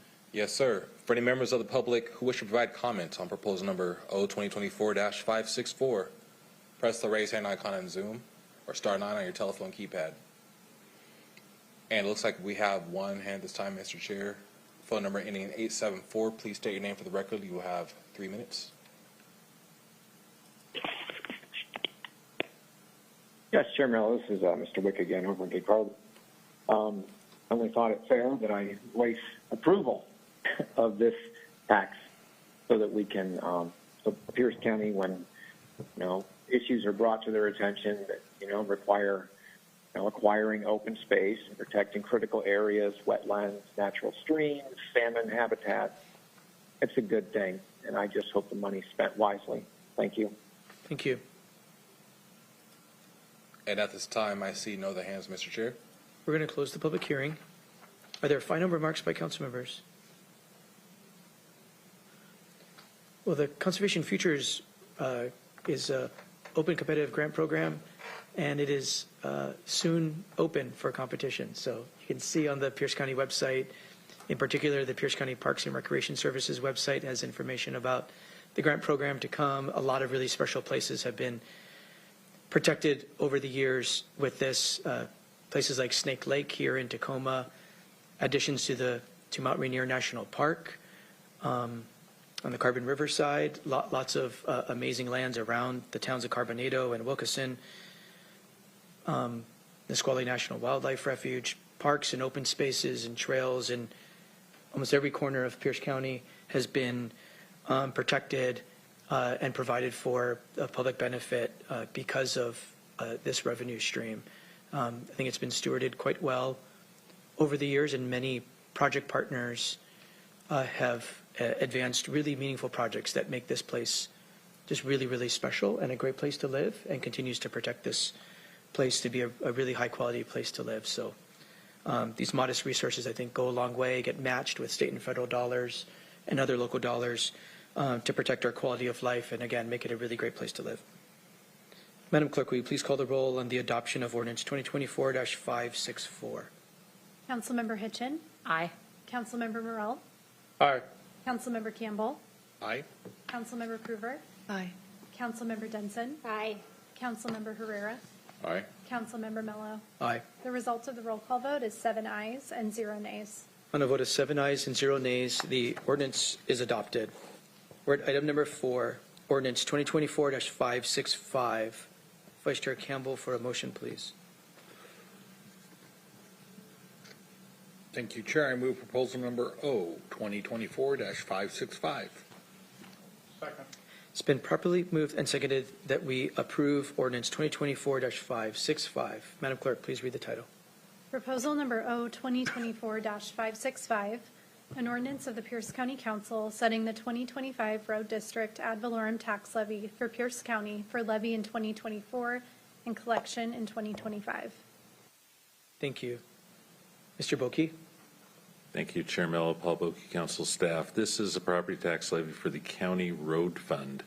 And the proceeds of the tax actually are split between the county road fund, and a portion, about 20%, goes to law enforcement per RCW 8455040. So the estimated increase in this is in revenue is $780,455. 624 of that going to the county road fund and another 156 going to the general fund. The county road fund levy is only collected in the unincorporated portions of Pierce County. It is not included in the incorporated portions. This was given a due pass recommendation at the November 13th, 2024 Committee of the Whole. Thank you. Are there questions for Mr. Boki or department staff? Not seeing any. Finance department staff, do you have anything to add? Not seeing any. Okay, we're going to open this up for a public hearing on ordinance 2024-565. Any member of the public wish to provide comment, starting here in council chambers? Not seeing any. Mr. Weinsberry, anybody in the Zoom room? Yes, sir. For any members of the public who wish to provide comments on proposal number O2024-565, press the raise hand icon in Zoom or star 9 on your telephone keypad. And it looks like we have one hand this time, Mr. Chair. Phone number ending in 874. Please state your name for the record. You'll have 3 minutes.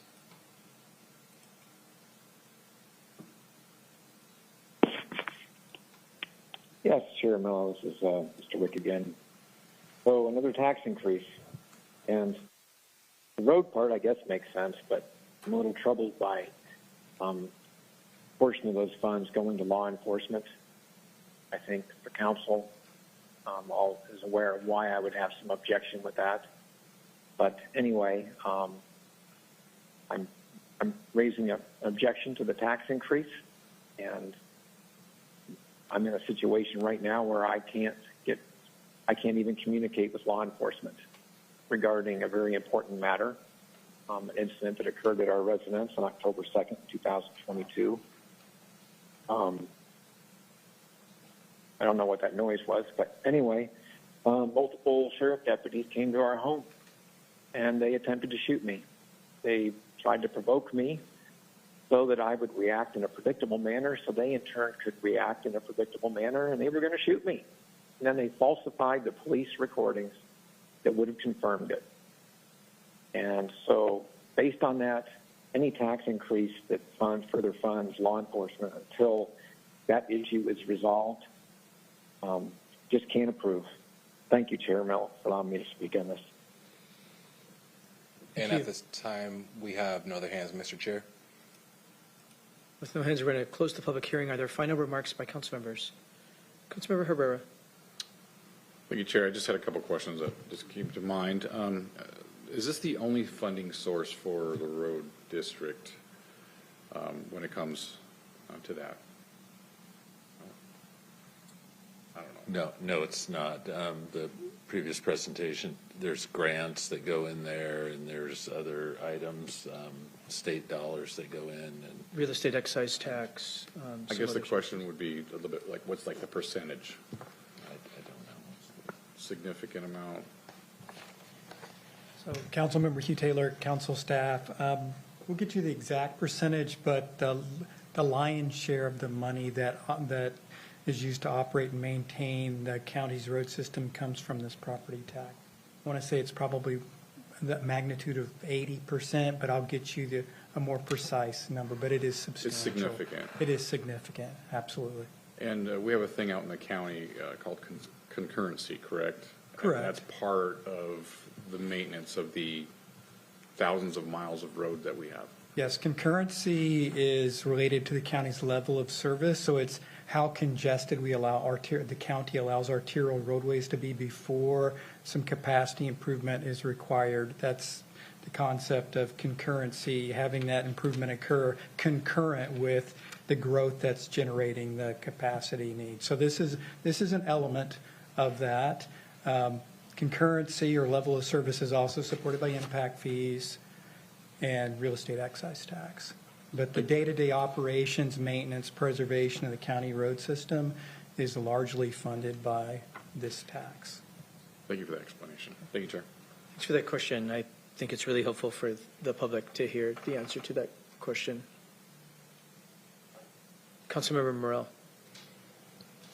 Thank you, Mr. Chair. And to follow up on Councilmember Herrera's questions, our preservation program, which includes chip seal and overlays, we as a council and also as the road maintenance division took up a cause to improve our rating of our roads.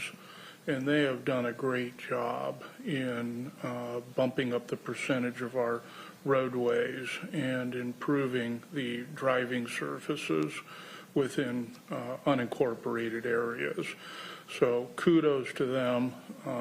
This is another program that we'll have to take a hard look at in the future, as it doesn't provide enough income to do the needed projects we do, but they have really done a great job in improving the drivability of our lane miles.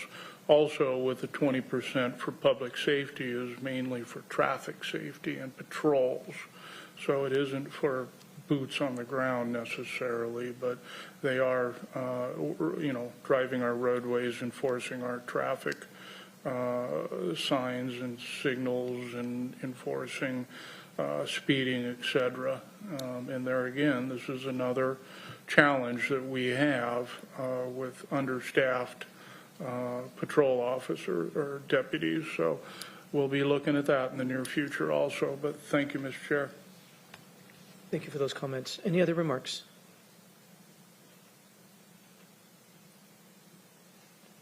Not seeing any. We're going to ask the clerk to call the roll on the adoption of ordinance 2024-565. Councilmember Morrell. Aye. Councilmember Campbell. Aye. Councilmember Krueger. Aye. Councilmember Denson. Aye. Councilmember Herrera. Aye. Councilmember Hitchin. Aye. Councilmember Mello. Aye. The results of the roll call vote is 7 ayes and 0 nays. On a vote of 7 ayes and 0 nays, the ordinance is adopted. We're going to start the budget bill. I'm not sure we're going to be able to get through the budget bill before we take a brief recess. So we have ordinance 2024-568S2 before us. Councilmember Denson, for a motion, please. Yes, thank you, Chair. I move proposal number O 2024-568S2 for approval. It's been properly moved and seconded that we adopt ordinance 2024-568S2. Madam Clerk, please read the title into the record. Proposal number O 2024-568S2, an ordinance of the Pierce County Council amending ordinance number 2023-44S2, the biennial budget of Pierce County for fiscal years 2024 through 2025, and amending the Pierce County Capital Facilities Plan adopted pursuant to ordinance number 2023-63S2. Thank you. Mr. Boki to brief the council. Thank you, Chair Mello, Paul Boki, council staff. In front of you is ordinance 2024-568S2. The S2 means that it has been amended at committees of the whole on November 15th and November 22nd, rolled into substitutes. This is the second substitute as amended. You received this from the executive a month or so ago, and there were fairly extensive changes proposed by the executive, including a number of new positions in the general fund and total general fund expenditures increase of about $4.5 million. There were also many changes to other special revenue funds, and I would note in all that a lot of capital items for various reasons that you've been briefed on. There's also, we are the custodian of the funds for the Tacoma Pierce County Health Department. We almost every year do not every year, but darn close to it, a true up of the numbers that they have based upon. They do their best to put their budget together when they bring their budget forward, and we put it into our biennial budget. But a lot of years they end up with either more income from fees and income from other sources. They get federal and state dollars and grants and whatnot.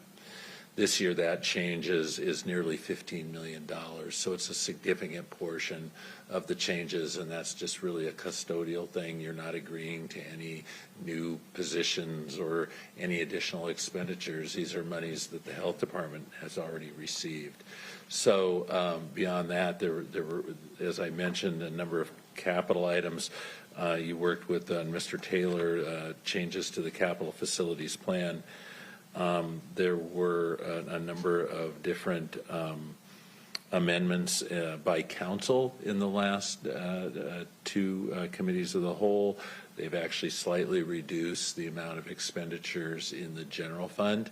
There are a few, there's like one or two more full-time equivalent employees, but the actual expenditures being budgeted are actually lower because of some programs that the council decided not to go forward with.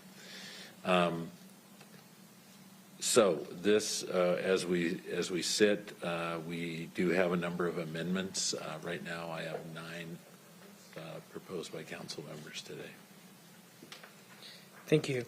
Does the Finance Department have anything to add before we get into amendment discussion? Thank you for being here and all your work to prepare this on behalf of the executive and answer our questions.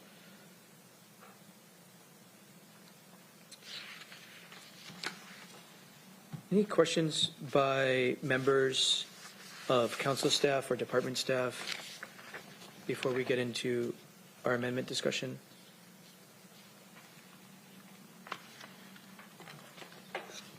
Not seeing any. We have council amendment number 1 before us. Vice Chair Campbell, for a motion, please.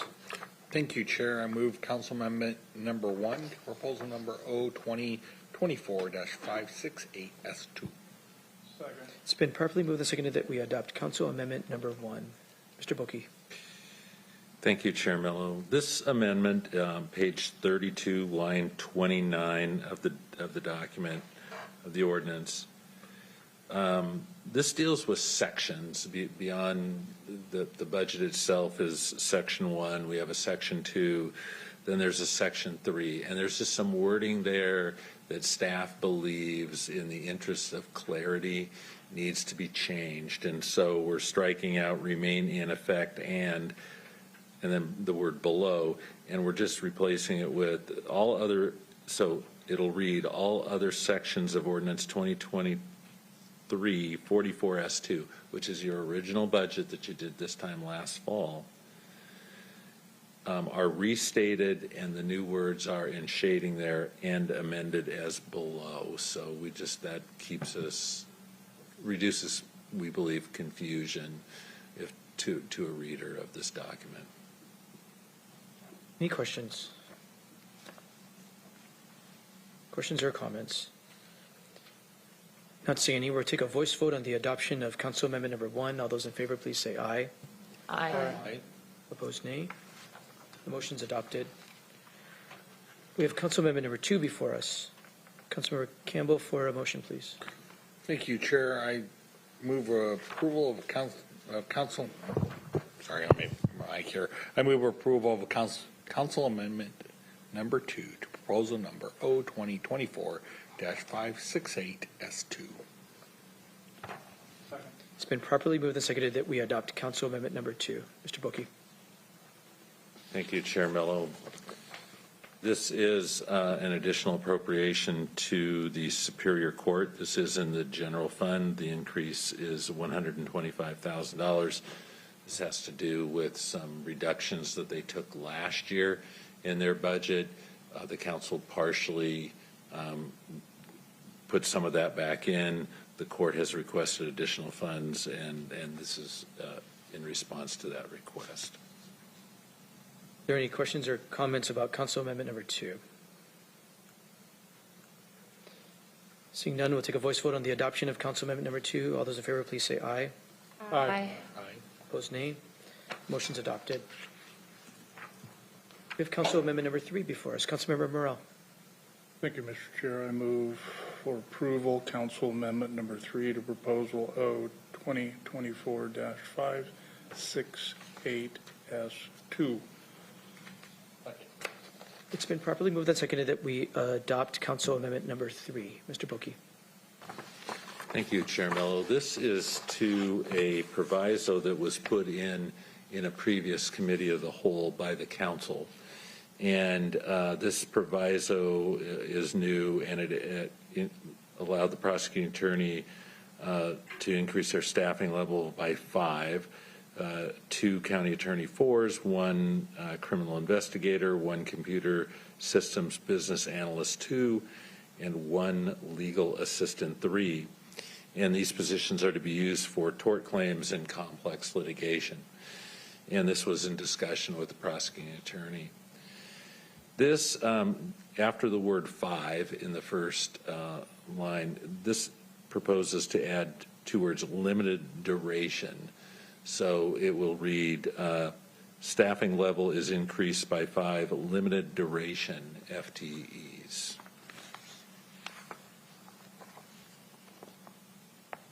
Councilmember Morell, do you want to speak to the motion? You don't have to. I think it speaks for itself. This just allows up to 3 years of limited duration FTEs to be used in the prosecuting attorney's office to deal with some tort claims and complex litigation that we have moving forward. So thank you, and look forward to your support. Thank you. I'm going to join Councilmember Morell in supporting this. I appreciate him working on this. I agree with the prosecuting attorney's proposal about how to move forward on complex litigation that's in front of the council. And I agree with Councilmember Morell that we have a lot of full-time equivalents that we've authorized over the past few years because of how complicated the caseload is in front of the prosecutor's office. But we got to figure out how to, over time, live within, when our American Rescue Plan Act dollars go away or state dollars go away, we really need to figure out how to pay for our prosecutor services with the revenues that we do have confirmed. So I think this is a thoughtful and prudent path forward so that we can be really mindful of our full-time equivalents here. Thanks for working on it, Councilmember Morell. We'll take a voice vote on the adoption of Council Amendment number 3. All those in favor, please say aye. Aye. Opposed, nay. The motion is adopted. All right, Council Amendment number 4. Councilmember Herrera for a motion, please. Thank you, Chair. I move Council Amendment number 4 for approval. It's been properly moved and seconded that we adopt Council Amendment number 4. Mr. Boki. This is an allocation of District 2, the rest of the unallocated funds for that district in the prevention services and programs. Thank you. Councilmember Herrera, do you want to speak to your amendment? Just picked some new programs out in the area. I inherited a few over the years, and been here for a minute and gotten out community and identified some needs, and this is what I got for the amendment. So I appreciate the support. Thank you, Chair. Thank you. Councilmember Morell. Thank you, Mr. Chair. And looking at this amendment, I'm a little bit concerned about some of the choices here. Hopefully, Councilmember Herrera has vetted these organizations, and they can stand up to finance's scrutiny. And so I got the nod, so they're okay. So I will support this amendment. Thank you, Mr. Chair. Thank you. Vice Chair Campbell. I'm supportive of this. Just curious, did we have a contract minimum that we looked for on this for the amount of time versus the amount going? You would be way below the minimum in this, but this is actually in addition to funds that were already appropriated to that same organization. Okay. I was thinking we had some minimums and that was 6 hours of staff time to disperse that of. Thank you for the question. Any other remarks on Amendment 4? Seeing none, we'll take a voice vote on the adoption of Council Amendment Number 4. All those in favor, please say aye. Aye. Any opposed, nay? The motion is adopted. We're at Council Amendment Number 5. Vice Chair Campbell for a motion, please. Thank you, Chair. I move Council Amendment Number 5 to proposal number O-2024-568S2. It's been properly moved and seconded that we adopt Council Amendment Number 5. Mr. Boki. Thank you, Chair. This is a appropriation of $30,000 in miscellaneous current expense for Franklin Pierce School District, our sister's house, and Tacoma Boat Builders. Thank you. Vice Chair Campbell, to speak to your amendment. Much like the previous one, this completes the portion for the miscellaneous current expense that we had last week. A couple of the entities I was first looking at weren't fully eligible for the full amount, so I came back to adjust it here. Thank you. Any questions or comments on Amendment 5? Seeing none, we'll take a voice vote on the adoption of Council Amendment Number 5. All those in favor say aye. Aye. Opposed, nay. The motion is adopted. We have Council Amendment Number 6. Councilmember Morrell for a motion. Thank you, Mr. Chair. I move for approval Council Amendment Number 6 to proposal O-2024-568S2. Second. It's been properly moved and seconded that we adopt Council Amendment Number 6. Mr. Boki to brief. Thank you, Chair Mello. This is an addition to a proviso that is already in the general fund portion under prosecuting attorney. So the proviso as it now reads, and this was in, I think went in with the original budget, that provided that funding increases to address COVID-related court backlogs and workload impacts associated with the State versus Blake and other Washington State Supreme Court decisions shall not continue into future biennia. So all these funds, of course, you've talked about COVID-related ARPA expenditures. They all have to be done by 2026 in consultation with the Finance Department. There's a number of positions, I think a dozen or 14 positions in the Prosecuting Attorney's Office are attached to COVID expenditures. So those are running out. There's also State versus Blake dollars and some other items that you're all aware of, where funding is coming from other sources outside of the general fund. The Prosecuting Attorney's Department is very much funded out of the general fund. This adds, and after the word biennia, this adds in the shaded portion, the prosecuting attorney shall provide a staffing transition plan that addresses reductions and reallocations of staff necessary as a result of the discontinuation of the funding increases no later than June 1st, 2025, for consideration and development of the 2026-2027 biennial budget.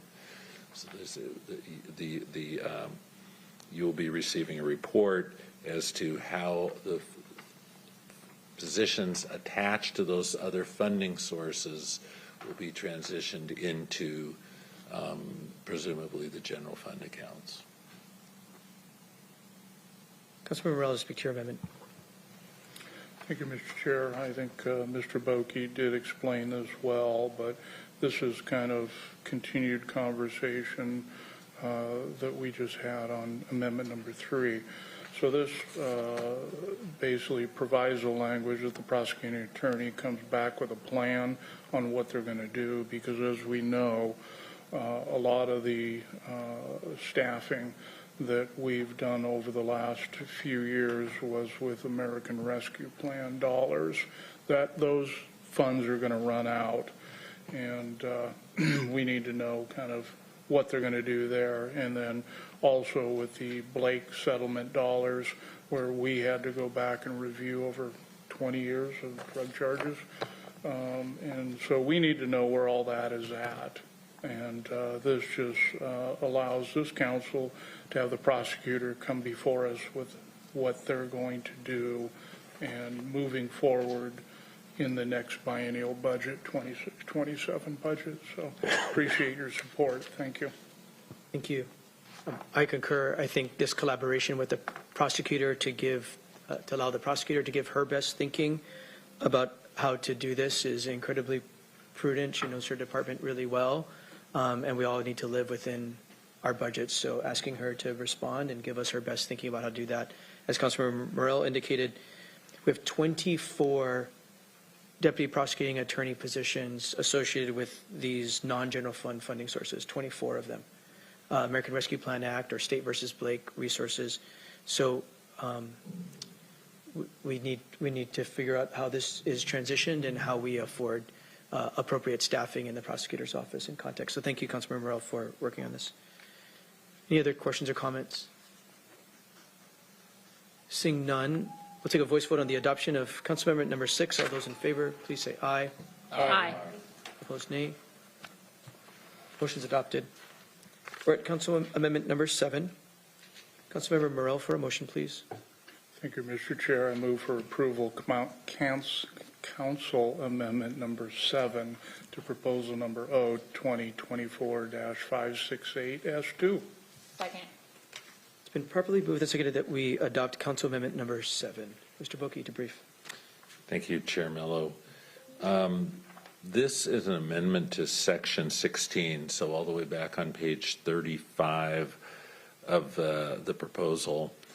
The Section 16 has been in the council's budgets here for quite some time, and it's about notifying the county council in writing on any position converted or the creation of a new position.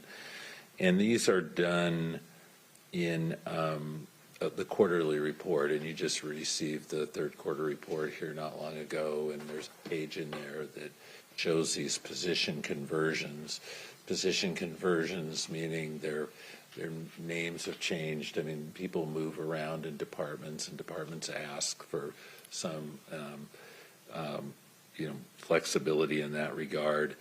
And there is a system set up, and the folks here from finance can tell us about that system if you're interested.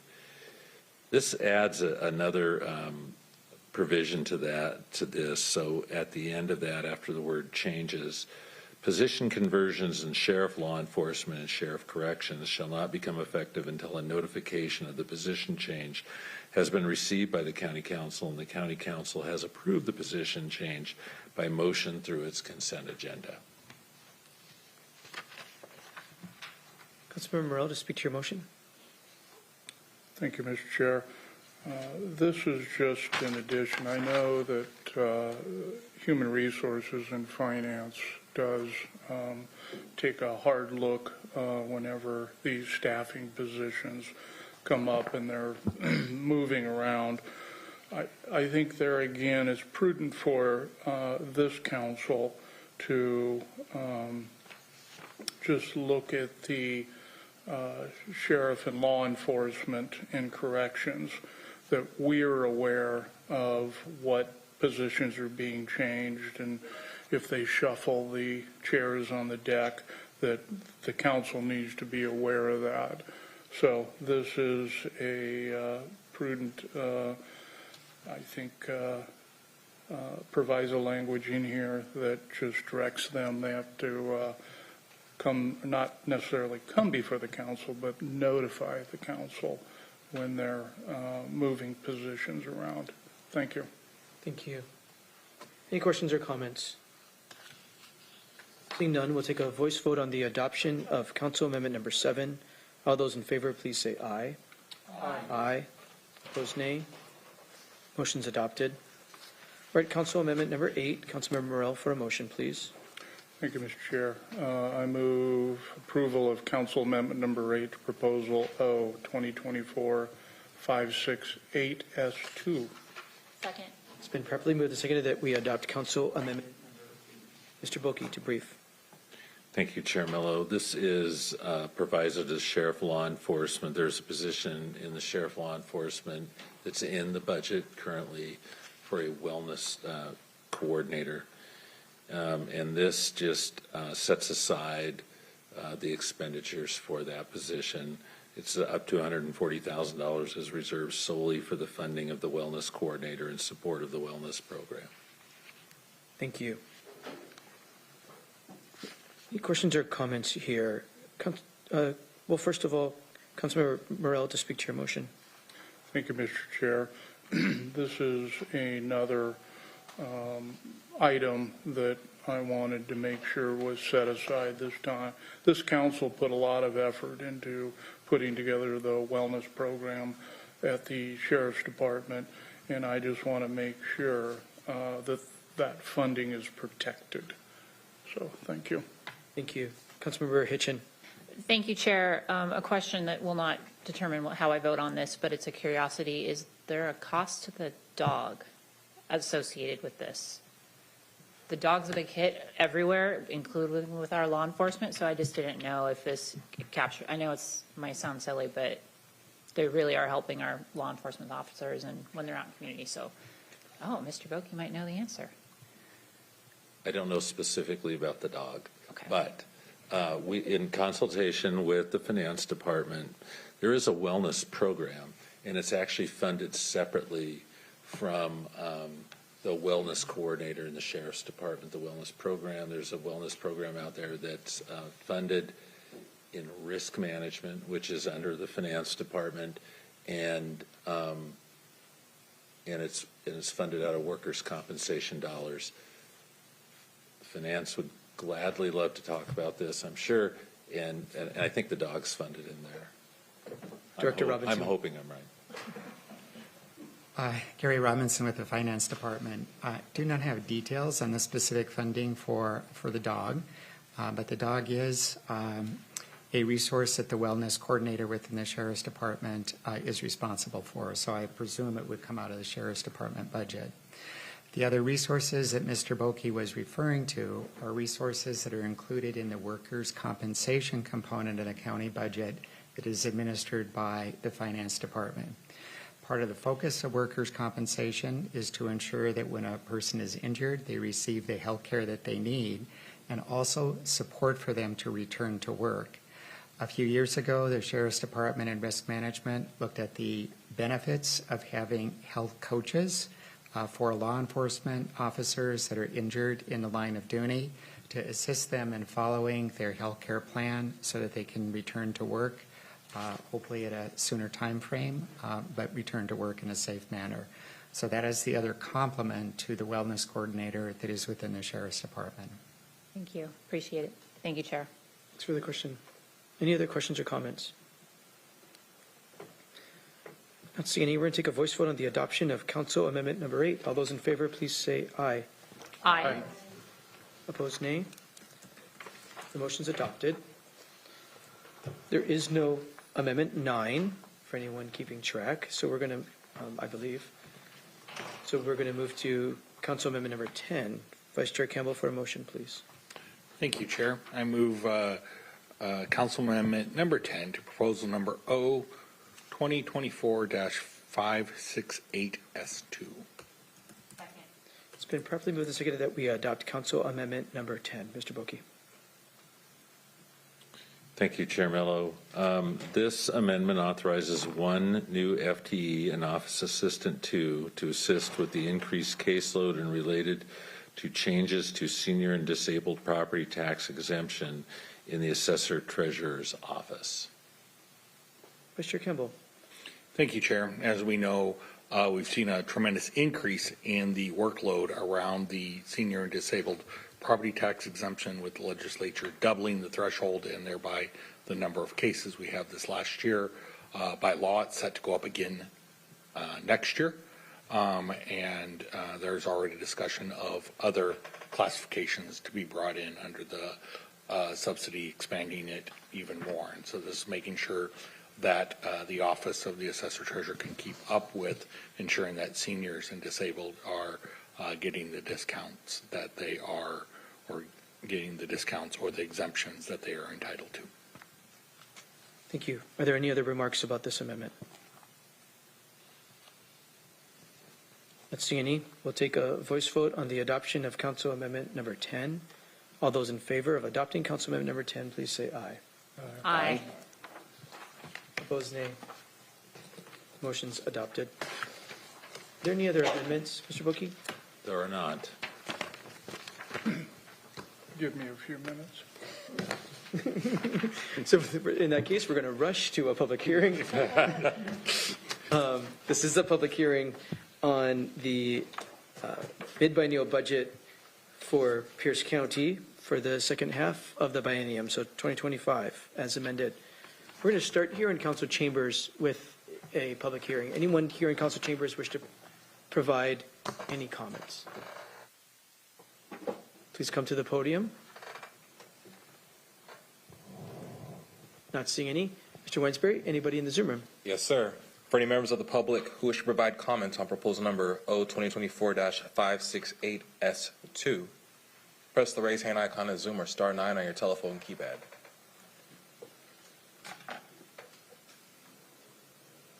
And it looks like we have one hand this time, Mr. Chair. First name, Larry. Please state your name for the record. You will have 3 minutes. Thank you, Mr. Chair and Council. Larry Levine, Executive Director of Forever Green Trails. I just wanted to express my appreciation to you all and staff, not just council staff, but department staff as well, for the ordinance before you, as well as the amendments that were discussed this evening and also at the Committee of the Whole. I think you have a good ordinance before you that is responsive to public needs, keeps an eye on equity in our public investment, and addresses unfortunate sudden maintenance needs and long-term projects that the public has been expecting. So thank you for your support, urge your support of this ordinance. Thank you so much. Thank you. And at this time, I see no other hands, Mr. Chair. With no hands, we're going to close the public hearing. Are there final remarks by council members? Councilmember Hitchin. Thank you, Chair. I just want to acknowledge and thank the finance staff and our staff and all of the other department staff that kind of came up and helped us with any of the work that we were doing. This went through multiple iterations, and I actually didn't keep track of how many amendments, but I'm pretty sure it was well over 30, if not more. And so that was just for this budget bill, along with all of the other items. So, and appreciate my colleagues for really digging in and thinking about how we can be thoughtful as we look to this future, which is, we're going to have some really tough decisions and some thinking to do together as we move into the next biennium. But I think we've set ourselves up with some investments now and some thinking later. So thank you, Chair, and thank you to all. Thank you, Councilmember Hitchin. Councilmember Herrera.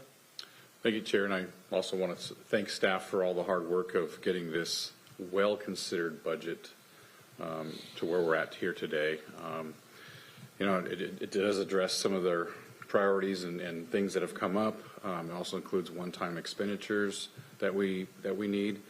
And I think that this council is very acutely aware of budget deficits facing our surrounding jurisdictions. And we also know that in the near future that we do have to pay attention to our own selves. But as we move forward, we're going to be good stewards of taxpayer dollars and make sure that they get the biggest bang for the buck. So I'll be supporting this. Thank you. Thank you, Chair. Thank you. Councilmember Morrell. Thank you, Mr. Chair. I too want to appreciate staff, all the departments that worked diligently to put this supplemental budget together. We've come a long ways from a couple months ago, and we've come together as a council and with the help of the executive staff. And, you know, I would like to acknowledge the fact that the executive, Bruce Danmeyer, this is his last supplemental budget. And I appreciate the effort that went into this to send it down to us. I would like to honor and pay respect to Mr. Robinson for his diligence, his insight and his wisdom when it comes to putting these budgets together. They're not easy. Ms. DeMuth, thank you for guiding us, keeping us on the straight and narrow, and we understand the word no.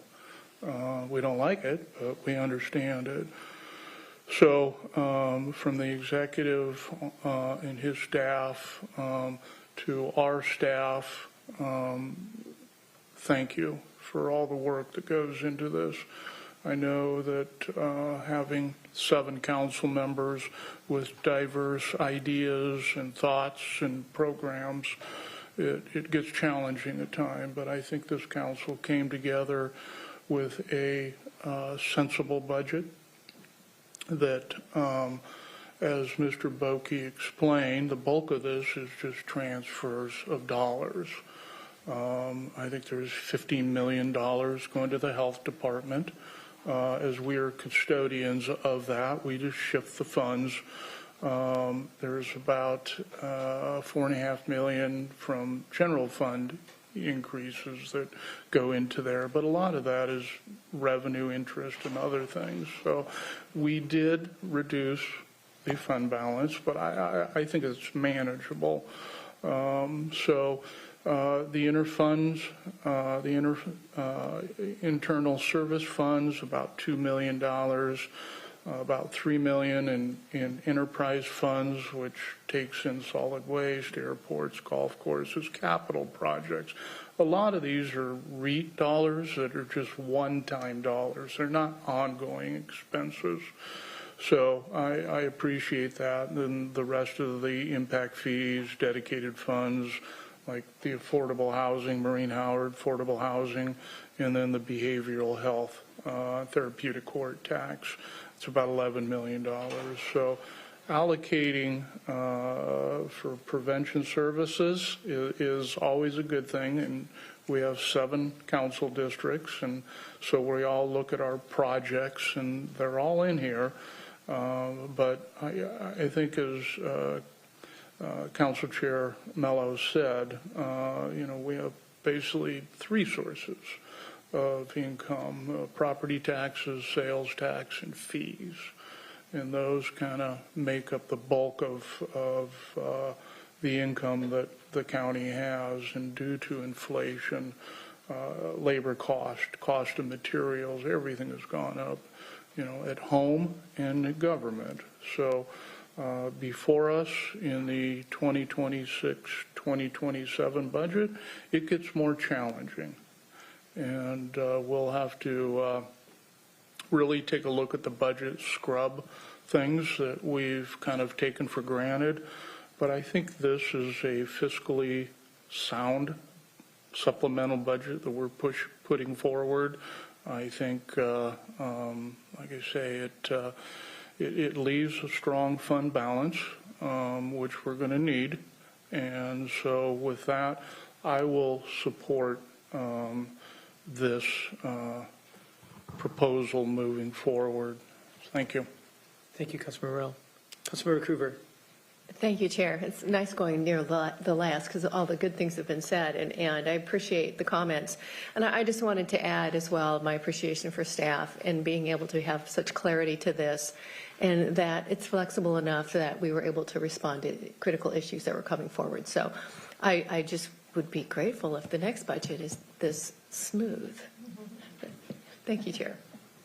Thank you, Councilmember Coover. Vice Chair Kimball. It will be a fun one to watch, but I'll get to watch it for a change. This will most likely be my last budget from at least this side of a dais. I think I've done 7 biennial budgets, 7 mid adjustments, and various other ones along the way. None quite as wild as the wild ride of the CARES Act funds and the ARPA funds, where we were rewriting budgets almost every week, but we got through it. Councilmember Morell shared so much of the thanks that I want to give to department staff, Mr. Robinson, Mr. Muth, for all your work, Mr. Boki, you and your team, and everyone else. I could just list everyone in the name in the room and who's not in the room. You all do all the work to make this look easy, boil it down to only about 30 amendments. It's just an honor to work to take everything we have to do across this county in such a wide variety of ways and break it down into a mathematical formula that shows us how we do it. It is said that a budget is a mathematical interpretation of your vision for your county. And I think that this budget really sets that. It's a balanced budget, and I think is a fiscally prudent one for us to be putting forward at this time, and sets us up as well as we can for the future, which we all know could look tough, but let's be really clear, we don't know everything that's coming in 2025, 26, 27. So it could get easier, could get harder, but I'm proud of the balanced budget that we have here today, and we'll proudly be voting for it. Thank you, everyone. Thank you, Vice Chair Campbell. To, I think, close debate, I want to really first thank my colleagues for working so well together. We've spent, during budget time especially, we spent a tremendous amount of time together. We all have different interest areas and different folks tugging at us who are making a case for a really critical investment to make the county better or safer. But I'm just really proud of this council for continuing to be in dialogue with each other and having good conversation, knowing that we are really fiscally constrained, really long term, and so being very mindful of that and making really tough decisions together about how we use limited resources to the best of our ability. So thank you to my colleagues for being great to work with together. It's not fun to say no to people. We have a lot of departments making really good cases for really critical investments. We have a lot of outside organizations making really great cases for investments that will really make people's lives better. It is really hard to say no. It is so hard to say no. But we have to make tough decisions about our limited resources. Our council staff supports us so ably, so faithfully. We could not do our jobs without you. It's quite literally. And we count on you to give us great advice and help us make good decisions. So thank you. Director Robinson and Assistant Director DeMuth, you do excellent work. And I know you're supported by a big team and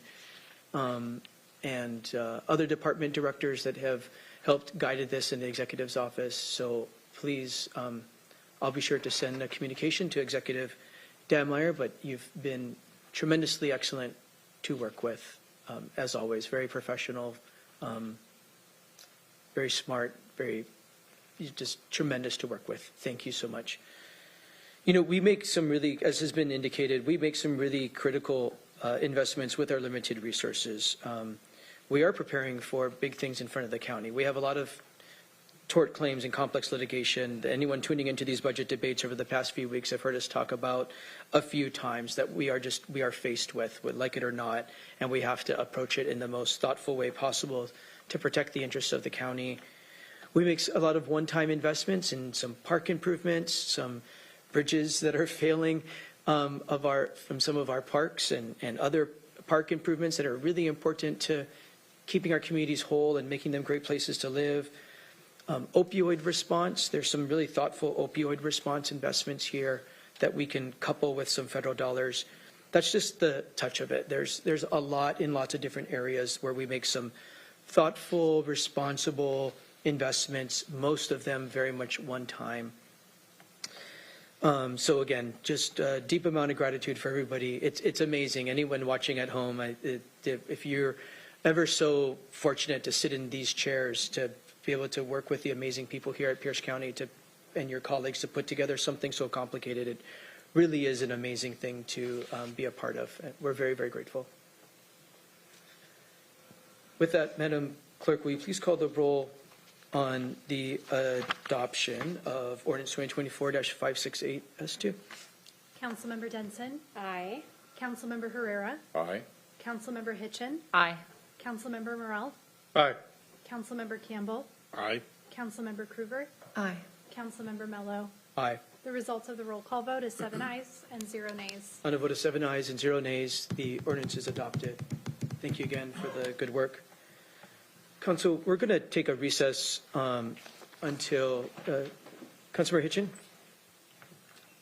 Chair, is it possible to do community forum in sections and call for those that are here in chambers that might want to do community forum, so legal counsel, and then do the second half for those that are at home because they can get up and go do their stuff. Those in chambers are here.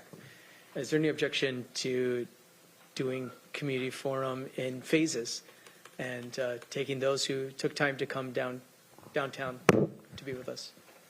I'm not seeing any objection. Thank you. We will do so. So we're gonna do community forum in phases. So we're gonna start with those here in council chambers. Then we're gonna take a recess. Then we're gonna come back. We're then gonna do the performance audit presentation. Then we're gonna do community forum for maybe someone who came downtown later, and then the Zoom room, and then likely adjourn. So that's the order. Anyone here in council chambers wish to participate in community forum right now, we would love to hear from you. You'll have 3 minutes to make your remarks. So here's the instructions as a reminder. Community forum is an opportunity for members of the public to address the council on any topic that is of significance to or affecting Pierce County government and that did not appear for final action on today's agenda. There is a 3-minute time limit. State your name if you would like it on the record.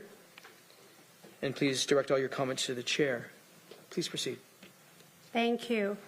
Good evening, Council and Chair Mello. I would say thank you, Councilmember Hitchin, for allowing us to get out of here. I still have a City Council meeting in our district to get back to this evening. My name is Carolyn Robertson Harding, and I'm here today on behalf of the Pierce County Citizens Alliance for Property Rights in support of Amendment 12, sponsored by Councilmember Morrell, to the proposed comprehensive plan update. I wanted to leave you with a couple of things as we close and council begins to make their decisions on the comp plan. 2 things. One is common themes that we heard from the hundreds of people that testified at the Planning Commission, that responded to us, to these cards that have become so aware to the council and to the community. We sent 4,000 of those out. This is what people said to us and what people said at Planning Commission and what they asked us to say to you. First of all, it was, why didn't they tell us that they were going to do this? Can they do that? This is our retirement plan. Now what are we going to do? We hope to have our parents or grandchildren now live here on our property. How is that even going to be possible? We've owned this property for years. Do you know how much we've paid in property tax? The other thing I wanted to share with you is I have comments and have spoken to 3 families in Pierce County that I think their stories reflect a majority of what people feel and what we've heard. And I wanted to personalize it a little bit for all of you. First, I'd like to introduce Ruth and Tim Martin. They own Sunny Hill Farm, just outside of Gig Harbor. A few years back, they had some financial hardships, so they had to sell some of their farm property, which was very difficult for them, but a necessity. They had future plans to subdivide the property, the leftover property, and leave 1 parcel to their son. After receiving the postcard, they chose to take on some pretty significant costs to be able to submit to split their property now rather than waiting. They didn't really have the money for that, but they felt it was necessary because they felt that they were watching their dream slowly fade away. Others in that situation are not so fortunate. I also want to introduce you to Thomas and Kyla Verman. They are really a sweet couple. Thomas went to high school with my kids. They have a new little boy. His name is Sawyer. They bought 16 acres in Buckley. They invested in this property, put their heart and soul into it, and it's their family's future for Sawyer and generations beyond. That is not going to be as likely for them to subdivide at all. And lastly, I wanted to introduce you to Tasia Robinson and her husband. Your time's expired. I'm sorry. We have to be fair to everybody. Okay, thank you. Thank you very much. Thank you for being here. Anyone else wish to participate in community forum, please come to the podium. State your name for the record. You have 3 minutes to make your remarks. Name's Steve. I'm a journalist with Inland Auditing Media. I've come to discuss an issue with the Pierce County Library System, specifically the potential criminal actions by Clifford Joe, the business and compliance manager for the library. It appears that Mr. Joe may have unlawfully altered public records by changing the website and altering the Board of Trustees policy documents, the Board of Trustees you appointed. Mr. Joe admits this is in the following exchange to a citizen inquiry. Looks like that's a separate link. I'll get that updated now. Mr. Joe is then confronted by the citizen stating, and you can't change a policy, to which Mr. Joe responds, yes, it's another website that needs updating. It's being fixed now. The administrative policy by the Public Records Officer, Petra McBride, states that she is in fact the pro, yet the board policy was altered by Mr. Joe to make himself the Public Records Officer.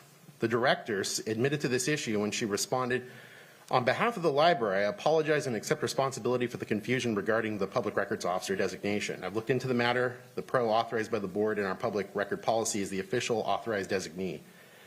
I've directed the staff to restore the current board-approved policy and correct information to our website. Petra McBride, Manager of Executive Administration. When I appeared at the November 13th board meeting, as can be seen on my media channel, the director refused to identify the pro, and board chairwoman Pam Duncan seemed disinterested at best, along with the rest of the board. So I have some questions for the board. Is the Pierce County Council going to address the issue of Clifford Joe having altered public records, seemingly unlawfully, to reflect himself as the Public Records Officer on behalf of the district? Does the council have faith in the PCLS and its highest paid employee, Mr. Joe, who is tasked to lead and direct the management and compliance and handling of external laws, rules, and regulations, including environmental and legal work? Documents delivered to the Pierce County Council were also delivered to the Pierce County Sheriff's Department at the Parkland Precinct. Is the council actively working with the Pierce County Sheriff's Department to look into these issues with the PCLS? What guarantee can the council provide that the PCLS will be forthcoming with the public records process going forward? Additionally, I came to discover that the Pierce County Library District has had employees engaging in legislative activities using the resources of the district, seemingly without the director's knowledge. She admits in an email exchange with a couple of different library directors from Whatcom and the city of Tacoma, I was completely unaware that I had any staff involved in this and would like to note they do not have the authority to commit our library to legislative activities, so I appreciate being brought into this conversation on this issue. I have a couple of questions as it relates to the district's involvement with a known lobbyist, Abby Moore. Is the council aware of the fact that the PCLS had employees working in back-channel Google groups, such as Publib Law, to make discovery of this material more difficult with public records requests by journalists? Thank you.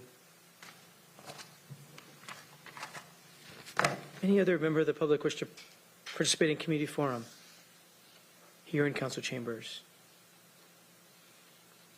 Not seeing any. Seeing no members here, we will come back after a recess and after hearing the performance audit presentation. We'll come back to the rest of the Zoom room. Thank you, Mr. Chair. For me, I wouldn't mind just continuing the meeting. There's not that many online, so I'd be willing to sit through it and then adjourn the meeting if my colleagues want to, but throwing it out there, so. We have a presentation. We have a performance audit presentation to get through. That's why I split it. Sorry. So let's try to come back at 5:55. So we're going to break for 20 minutes. Staff can get a break, and we'll be back at 5:55. We're in recess till 5:55.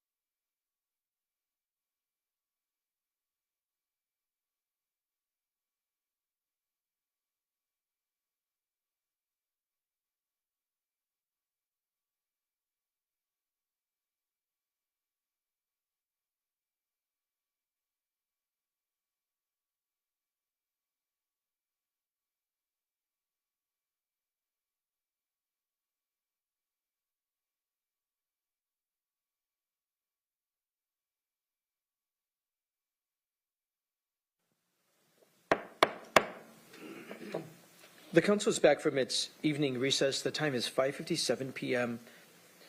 We're coming back to an item that was under Section 7, which is proclamations, recognitions, awards, and presentations. And this is a presentation from the performance audit team related to the Pierce County evaluation of interlocal agreements. The County Council administers a performance audit program through its Performance Audit Committee, which is designed to improve the economy, efficiency, and the effectiveness of county government through reports on county agencies and programs. The Pierce County Charter requires that each report must be presented at an evening public meeting of the council within 90 days of completion of the report. So that is why we're here. The report that the council will hear this evening is on interlocal agreements and was completed in September of this year under the leadership of our Performance Audit Committee. Mr. Vetter, Senior Policy Analyst with the Performance Audit Team. Thank you, Mr. Chair and members of the council, and thank you for scheduling this item in this meeting today. In late 2023, the council's Performance Audit Committee instructed staff to evaluate the county's interlocal agreements process and subsequently contracted with the Athena Group of Olympia to conduct the study. As mentioned, the report was presented at the September 25th meeting of the committee and can be found on the council's website. I'll be presenting a high-level summary of the report and can present a longer version at a study session if the council desires. Next slide, please. In Washington state, interlocal agreements, or ILAs, are governed by the Interlocal Cooperation Act and state law. Under the statute, an ILA is formally defined as an agreement between public agencies to jointly exercise their powers, share resources, or undertake cooperative actions for mutual benefit. The Act is designed to empower local governments, state agencies, and other public entities to collaborate across jurisdictional boundaries, enabling them to pool resources, streamline operations, and enhance service delivery by focusing on joint decision-making and shared governance for a common purpose, enabling public agencies to tackle complex challenges that extend beyond their capacity or jurisdictional borders, such as regional planning, environmental management, or emergency services. In Pierce County, the complexities of interjurisdictional collaboration are especially pronounced due to the region's rapid growth and complexity of needs, which often require coordinated region-wide responses that span multiple jurisdictions. Pierce County's ILAs currently range in value from a few thousand to around $30 million. Without robust governance, attention to detail, and oversight, ILAs are highly vulnerable to mission drift, inefficiency, and conflict among partners. Effective ILA governance in Pierce County must therefore not only facilitate collaboration, but also manage the intricacies of jurisdictional boundaries, ensuring that the agreements continue to support the county's broader strategic, policy, and service delivery objectives. The purpose of this study was to evaluate Pierce County's administration and governance of its interlocal agreements by looking at the practices of creating, administering, and overseeing them from mutual viewpoints and perspectives to evaluate their overall effectiveness, identify the underlying issues that are creating challenges, and develop recommendations to strengthen the overall system. To conduct the study, we researched state and county legal framework for interlocal cooperation, identified best or leading practices and principles, interviewed and surveyed leaders and staff of key county offices and departments, researched the practices of peer jurisdictions, and mapped the processes used by the county staff to develop ILAs. Next slide, please. The types of ILAs that the county enters into include service provision agreements, some of which you heard tonight, involving the provision of specific services by one governmental entity to another, such as the Pierce Transit Law Enforcement Services Interlocal Agreement. Joint administration and separate legal entity agreements involve the establishment of shared administrative responsibilities or governance structures, such as the Crystal Judson Family Justice Center, Rainier Communications Commission, and the Health Department. Infrastructure and capital project agreements pertain to the development, maintenance, or management of infrastructure projects, including the Foothills Trail non-motorized bridge across the White River Agreement, for example. Environmental and resource management agreements focus on environmental stewardship and resource management. The comprehensive solid and hazardous waste management planning agreements with multiple municipalities exemplify these types of ILAs. Public health and human services agreements are geared toward enhancing public health and human services. For example, the South Sound Housing Affordability Partners Agreement represents a joint undertaking to address housing affordability across several jurisdictions. And finally, financial and resource allocation agreements involve the distribution of or management of financial resources between entities. For example, the 2023 Interlocal for Second REIT Funds Agreement, which allocates park funds to the Peninsula Metropolitan Park District and the City of Gig Harbor. Next slide, please. The study found that systems for managing ILAs are flexible but fragmented. While some flexibility is needed for the ability to align with strategic goals of partners and to allow for adjustments in response to evolving circumstances, flexibility ensures that ILAs remain relevant and effective even as conditions change. The study found that ILA development processes can be unclear and fragmented. The practices for identifying the need for ILAs and developing them vary widely across departments. And while some guidance exists around how to determine if an ILA should be used, the process to follow for determining the need and the overall process to follow when developing ILAs has not been fully documented. Next slide, please. As you can see from this map that we put together of the current system, which I won't go into deep detail on now, you can see the complexity. Many steps are lumped together without direction on what needs to be done in what order. I'll mention a couple of things.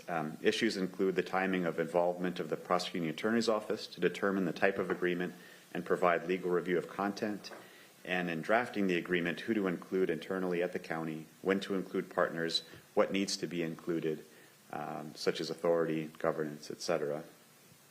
It's unclear in what order to engage partners, such as the prosecuting attorney's office, council, finance department, and sometimes ILAs are approved by partners before a county review or sent to council before legal and fiscal review. Next slide, please. Because of this fragmented process, important matters are not consistently addressed in interlocal agreements. There's unclear governance and decision-making frameworks between the county and other partners, unclear authority over shared resources, such as staffing and assets, which can have the impacts of independent actions taken by partners without appropriate oversight and monitoring by the county, and disagreements between the county and administrative leaders of the entity around topics such as decision-making, employment, and supervision of staff and use of funds. Next slide, please. ILA monitoring and oversight practices need to be further developed. Consistent policies and procedures do not exist for monitoring or amending ILAs to ensure they remain accurate and consistent with county priorities. Impacts of this include ILAs not being updated to reflect changes in ILA partners' decision-making practices and scope of work, and ultimately conflict between the county and its partners. Next slide, please. So the report recommended that the council, executive, and prosecuting attorney's office should jointly develop standardized policies and processes for ILA development and management to streamline processes, ensure key steps are followed, and reduce fragmentation. These new processes should standardize the role in the prosecuting attorney's office role in ILA development to support appropriate selection of agreement type, ensure necessary legal governance and administrative matters are effectively addressed, and reduce the delays in the approval of ILAs. Next slide, please. So one of the most important challenges with the current state, as shown previously, is that the phases, steps, and roles and responsibilities are not defined. This results in tasks being completed out of order, delays, backtracking and rework, or certain steps being skipped entirely. A revised process flow, such as the one shown here, which divides the process into phases, breaks down key steps and milestones, and specifically identifies the roles of respective departments and offices, would address many of the challenges the county is experiencing. Next slide, please. So further recommendations were to provide training and reference resources for county staff on any newly documented policies and processes, and establish clear governance structures of decision-making within ILAs, and develop county oversight practices to ensure accountability and effective management. Next slide, please. Finally, the report recommended to create formal channels for regular communication and coordination between the council executive, prosecuting attorney's office, and departments involved in ILAs. Streamline document management to ensure records of draft and final ILAs are accurate and easily accessible, and to conduct periodic audits to check for completeness and accuracy of ILAs and data systems to maintain accountability, compliance, and ongoing success in managing ILAs. Next slide, please. So that's a very high-level summary of a report that was delivered in full in September. Happy to take any questions or provide a fuller report to the full council at a later meeting. Well, thank you, Mr. Vetter. I know this is a summary, as you've indicated, of a much more detailed presentation, analysis, and discussion you've had with our Performance Audit Committee, but you've done it in such a way that the general public and all council members can understand what they can learn more about if they choose to do so. Are there questions by council members before we open up for a public hearing on this? Councilmember Hitchin. Thank you, Chair. And I may not get an answer to this tonight, and happy to follow up, but who can initiate an ILA? Is it only, like, I'll just leave it at that. Who gets to initiate one? Thank you, Council Member. I think that's one of the issues that needs to be addressed. I think ILAs are initiated in many different ways in the county. Okay. Because I saw the ask of the prosecuting attorney, the council, and the executive, but if any other elected or a department could start an ILA process. Okay, thank you. And then I guess just the last 4 years I've had the opportunity to work on 2 ILAs, and on the list that was up as examples, there's at least 3 more that are probably in my horizon. And I just, a lot of lessons learned, and really appreciate and am going to look directly at our future executive and say this should be something we work on relatively quickly. So we'll just add that to your work plan. But also the prosecuting attorney needs to be there.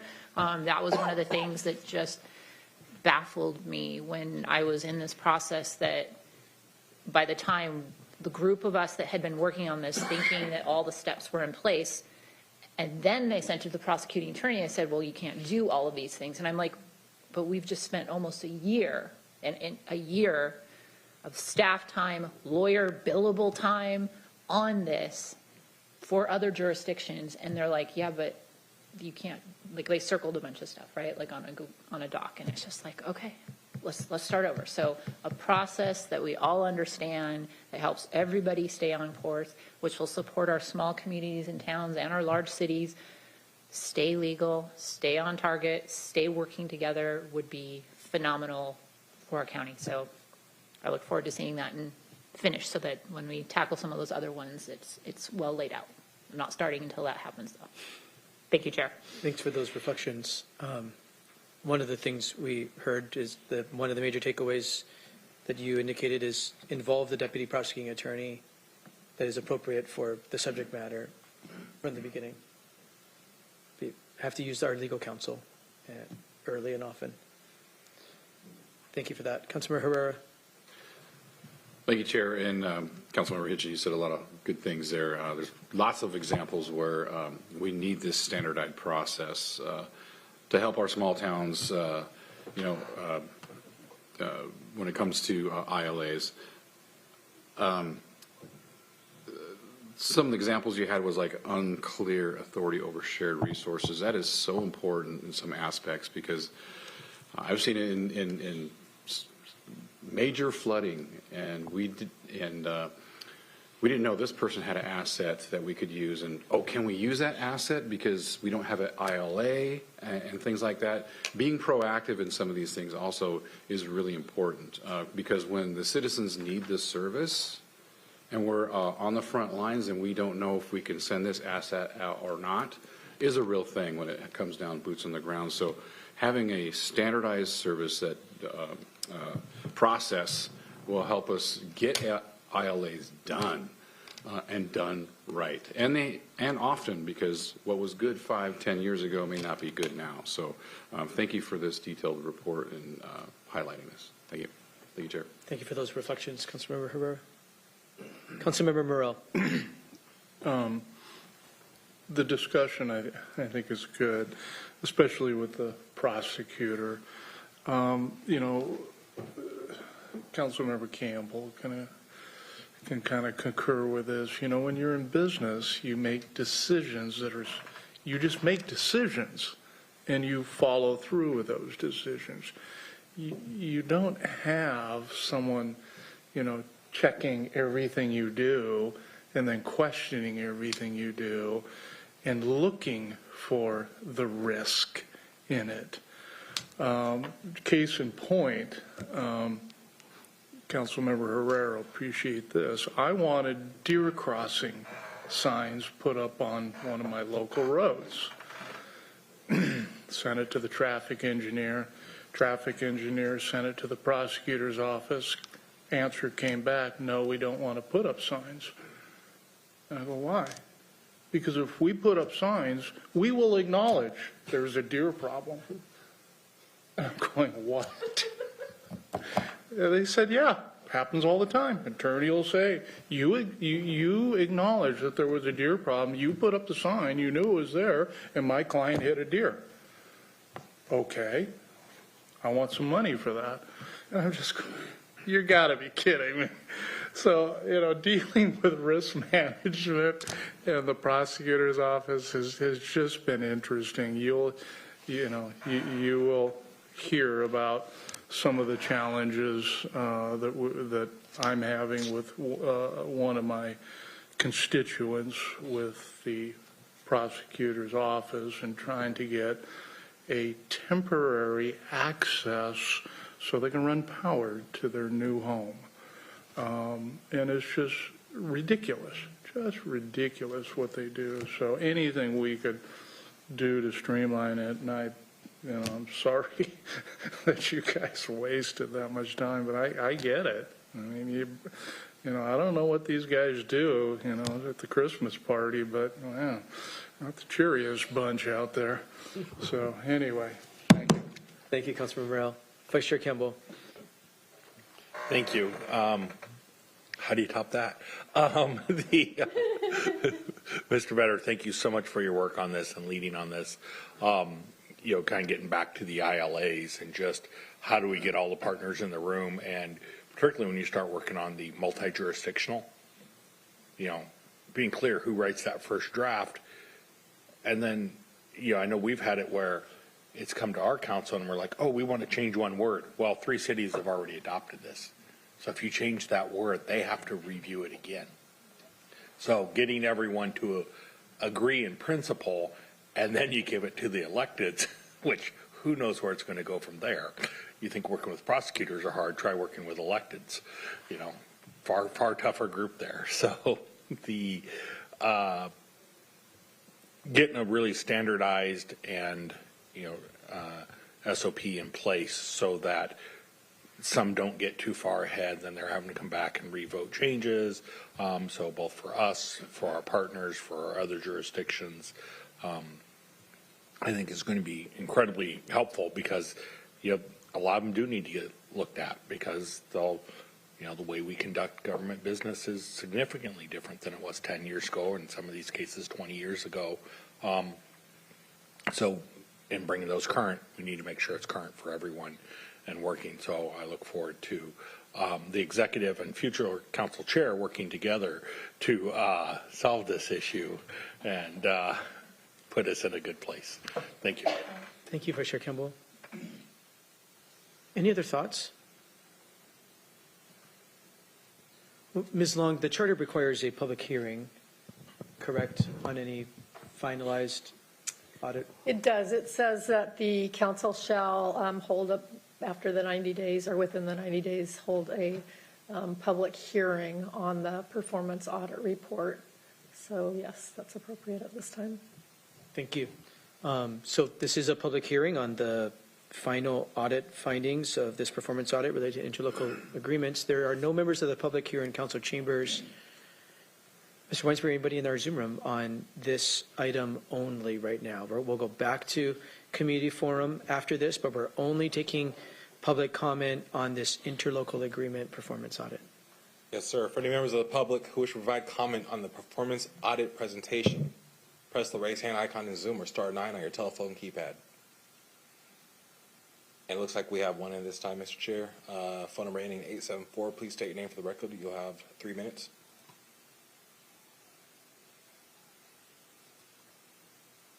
Good evening, Chair Mello, council members. Can you all hear me okay? Yes, we can.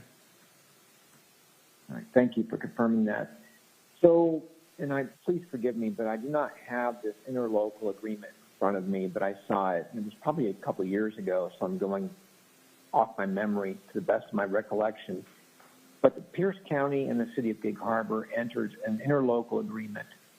And again, this is best of my recollection, that any time there was going to be development or they were going to, I believe it was their stormwater discharge, if they were going to discharge onto a parcel or property located in unincorporated Pierce County that was in the urban growth boundary, it required a review by Pierce County. So it was an interlocal agreement.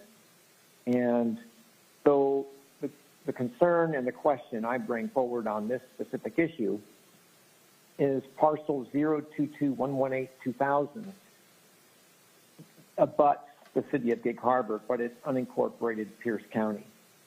So it wasn't in the UGA, so there was no review by Pierce County per that interlocal agreement. So my question and my concern is, you guys are kind of revamping this entire ILA process. So what can be done to retrospectively address environmental issues? Because the gentleman that presented this talked about environmental issues are addressed in these ILAs.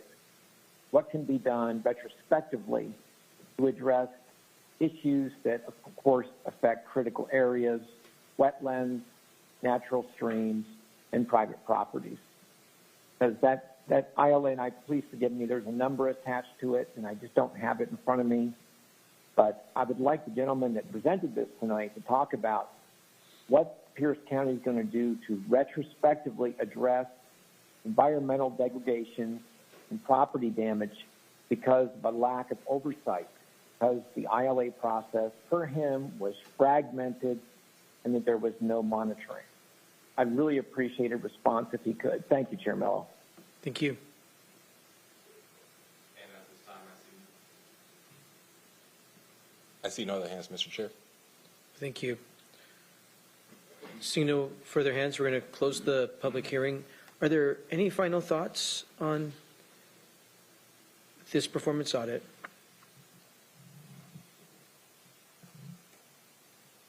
So there were some really clear recommendations, and I know there's a lot more material in the performance audit committee, got into it in a lot more detail. But it really seems like the near-term next steps are follow the recommendations in the report, bring together the executive's office, the council, and the appropriate, and the prosecutor leadership to really begin working on seeing which of these recommendations for improving standard operating procedures and process can we begin to put in place for new future interlocal agreements. And presumably there needs to be some thinking about auditing the slew of existing interlocal agreements. So, we don't have the capacity to do that all overnight or even in 1 year or maybe even in 5 years. But there's a lot of interlocal agreements that are already in place and enforced and in place. So, we'll have to eat the elephant one bite at a time. But at a minimum, it seems to me like putting some energy in before we get into new interlocal agreements, really improve that process so we can do the new ones as right as possible and as smoothly as possible, as difficult as it is to work with others and other governments and other lawyers. But we got to figure out how to put systems in place to make it smoother from the beginning for the new ones. So these recommendations certainly help. So thank you for the good work, Mr. Vedder. Vice Chair Campbell. Smoother, and most importantly, it achieves the outcome we set out to achieve. So let's not go for smooth over outcome. Make sure we have that. And if we're going to eat the elephant one bite at a time. We should probably involve Zoo Track Authority. They might be a little more interested. Thank you. Any other thoughts?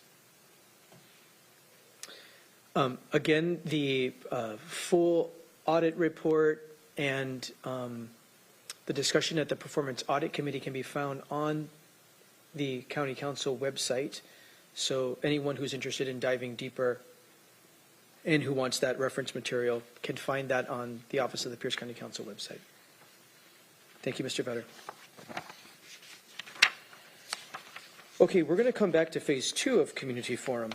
We are going to go to the Zoom room. There's no members of the public here in council chambers. We opened up Community Forum before we went to recess, and we heard from a few members of the community here in council chambers. So we're going to go to the Zoom room, and as a reminder, Community Forum is an opportunity for members of the public to address the council on any topic that is of significance to or affecting Pierce County government and that did not appear for final action on today's agenda. There is a 3-minute time limit. Please state your name if you'd like it on the record and address all your comments to the chair. Mr. Weinsbury, who wants to participate in Community Forum? Yes, sir. At this moment, sir, we have 3 hands. The first hand is ending 874. Please state your name for the record. You have 3 minutes.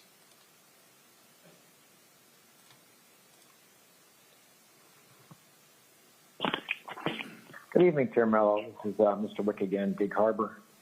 Can everybody hear me okay? We sure can. Yeah, thank you for confirming that. So, as you all know, I had made an outreach to Councilwoman Denson, and I had requested that she reach out to the Pierce County Sheriff's Department's leadership and to the Pierce County building official to address 2 issues that my wife and I are dealing with currently, that involve, of course, Pierce County. And I had respectfully requested that she provide a response, and I hoped that she had done that by 3 o'clock today. And as you all know, I think you know, but anyway, I never got a response. And what was troubling and concerning is that Ms. Denson did send an email, and she acknowledged that, the departments that I needed to basically provide answers were aware of my needs, but she explained she had no authority to reach out on my behalf. And that left me speechless. And I explained in my email, I have the authority to reach out to Pierce County Sheriff's Department's leadership. I have the authority to reach out to the building official, just as a citizen. Ms. Benson communicated in her email, and most of you, I think you were copied, explained to me that she does not have the authority to do so. And she does have the authority. And Chair Mello, this should be upsetting to you, because I think you went out on a limb on Ms. Benson's behalf, and you assured the public and myself, she advocates, I don't want to put words in your mouth, but she advocates aggressively on behalf of her constituents. And all I asked her to do was just make that outreach, make that request, and make that inquiry. And I just learned today, through kind of a roundabout process, that an investigation involving the issues surrounding us and our property has been initiated. And I'm going to give Ms. Denson the benefit of the doubt, and the reason that she did not do what I had requested wasn't because she didn't have an interest in advocating on my behalf, because she was directed not to, because an investigation has been initiated. That I did receive confirmation of today. So I know this sounds a little bit odd, but I'm actually thanking Ms. Denson, because I believe she was the person probably responsible for the initiation of that investigation. I don't know who's investigating. It could be the Pierce County Prosecuting Attorney's Office. It could be the Attorney General's Office. It may even involve the federal government. I don't know. But anyway, I would like to just thank Ms. Denson for initiating that investigation, because best I can figure, she is responsible for it. Thank you, Chair Mello, and thank you, Ms. Denson. And I appreciate the council's efforts. Have a good night, and I hope you all have a wonderful Thanksgiving. Thank you, Mr. Wick. Next, Mr. Chair, excuse me. We have Nancy. Please state your name for the record. You will have 3 minutes. Hi, my name's Vicky. I just wanted to emphasize that there's a huge communication gap between like the prosecuting office and really Everett. All the agencies have a giant communication gap that is really detrimental towards everybody and anybody that tries to like interact with them. The most recent experience was with the property room. They said that they needed the detective to sign off on the release of property or a prosecutor to sign off on the release of property. Well, that officer says he didn't submit any evidence to the property room, even though he did. There's like documents of it there, and the property room says that they have it. But that detective says he doesn't have it. And so we went to the prosecutor's office, and the prosecutor's office says that they don't deal with the property room releases and that they have no idea like what anybody's talking about. And so it's just like this giant passing the buck circle, and it's not helpful to anybody. It's just wasting a lot of people's time. And it's not just them. It's multiple agencies. And so if we're going to be talking about budgets and stuff, which you guys were earlier, and I find it funny that you guys have extra funds for the housing stuff, even though there's like the housing crisis going on, yet you guys didn't spend all the housing money this year. That's weird. So yeah, and that's probably also due to a lack of communication between the agencies. So yeah, save the trees, stop killing the older trees, and justice for Spencer. Spencer. Thank you. And last hand I see is Larry. Please state your name for the record. You have 3 minutes. Good evening, Chair Mello and Council. My name is Larry Levine, and I'm the Director of Forever Green Trails.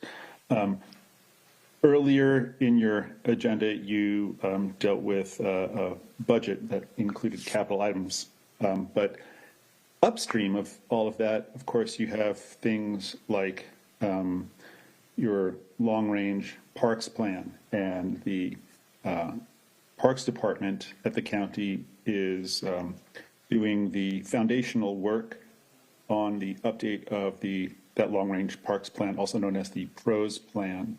And I just wanted to mention that the department is doing a really stellar job. Their perspective and who they're bringing in, how they're reaching out to the community and stakeholders is kind of unprecedented in my experience in working on active mobility and active recreation. So it's been a pleasure partnering with them.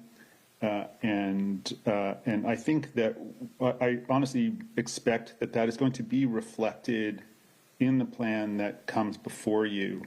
It will be a sounder plan with great data behind it and great outcomes for the public in terms of healthy, active communities and recreational access and mobility.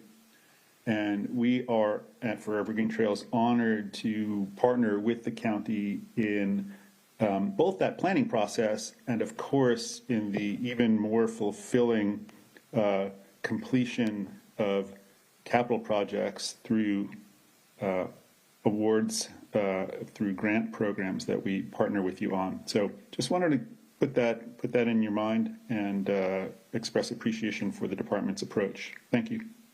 Thank you, Mr. Levine. And at this time, there are no other hands, Mr. Chair. With no other hands, we're going to close the community forum.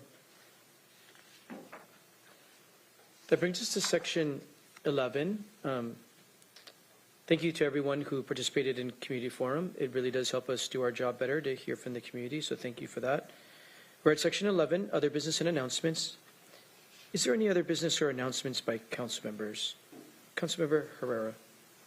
Thank you, Chair. Just wanted to send to all our constituents, everybody, to have a happy Thanksgiving and come from it's not necessarily about the pilgrims. It's mankind has always had a time where they are thankful and getting together and breaking bread and doing that here in the United States is very important. We have people who aren't going to be home for Thanksgiving with their families. They're on an aircraft carrier somewhere. They're serving somewhere, or men and women in uniform will be thinking about home. They're going to be thinking about their living room that they grew up in and things like that. And they're going to be longing and having an amplified appreciation for home.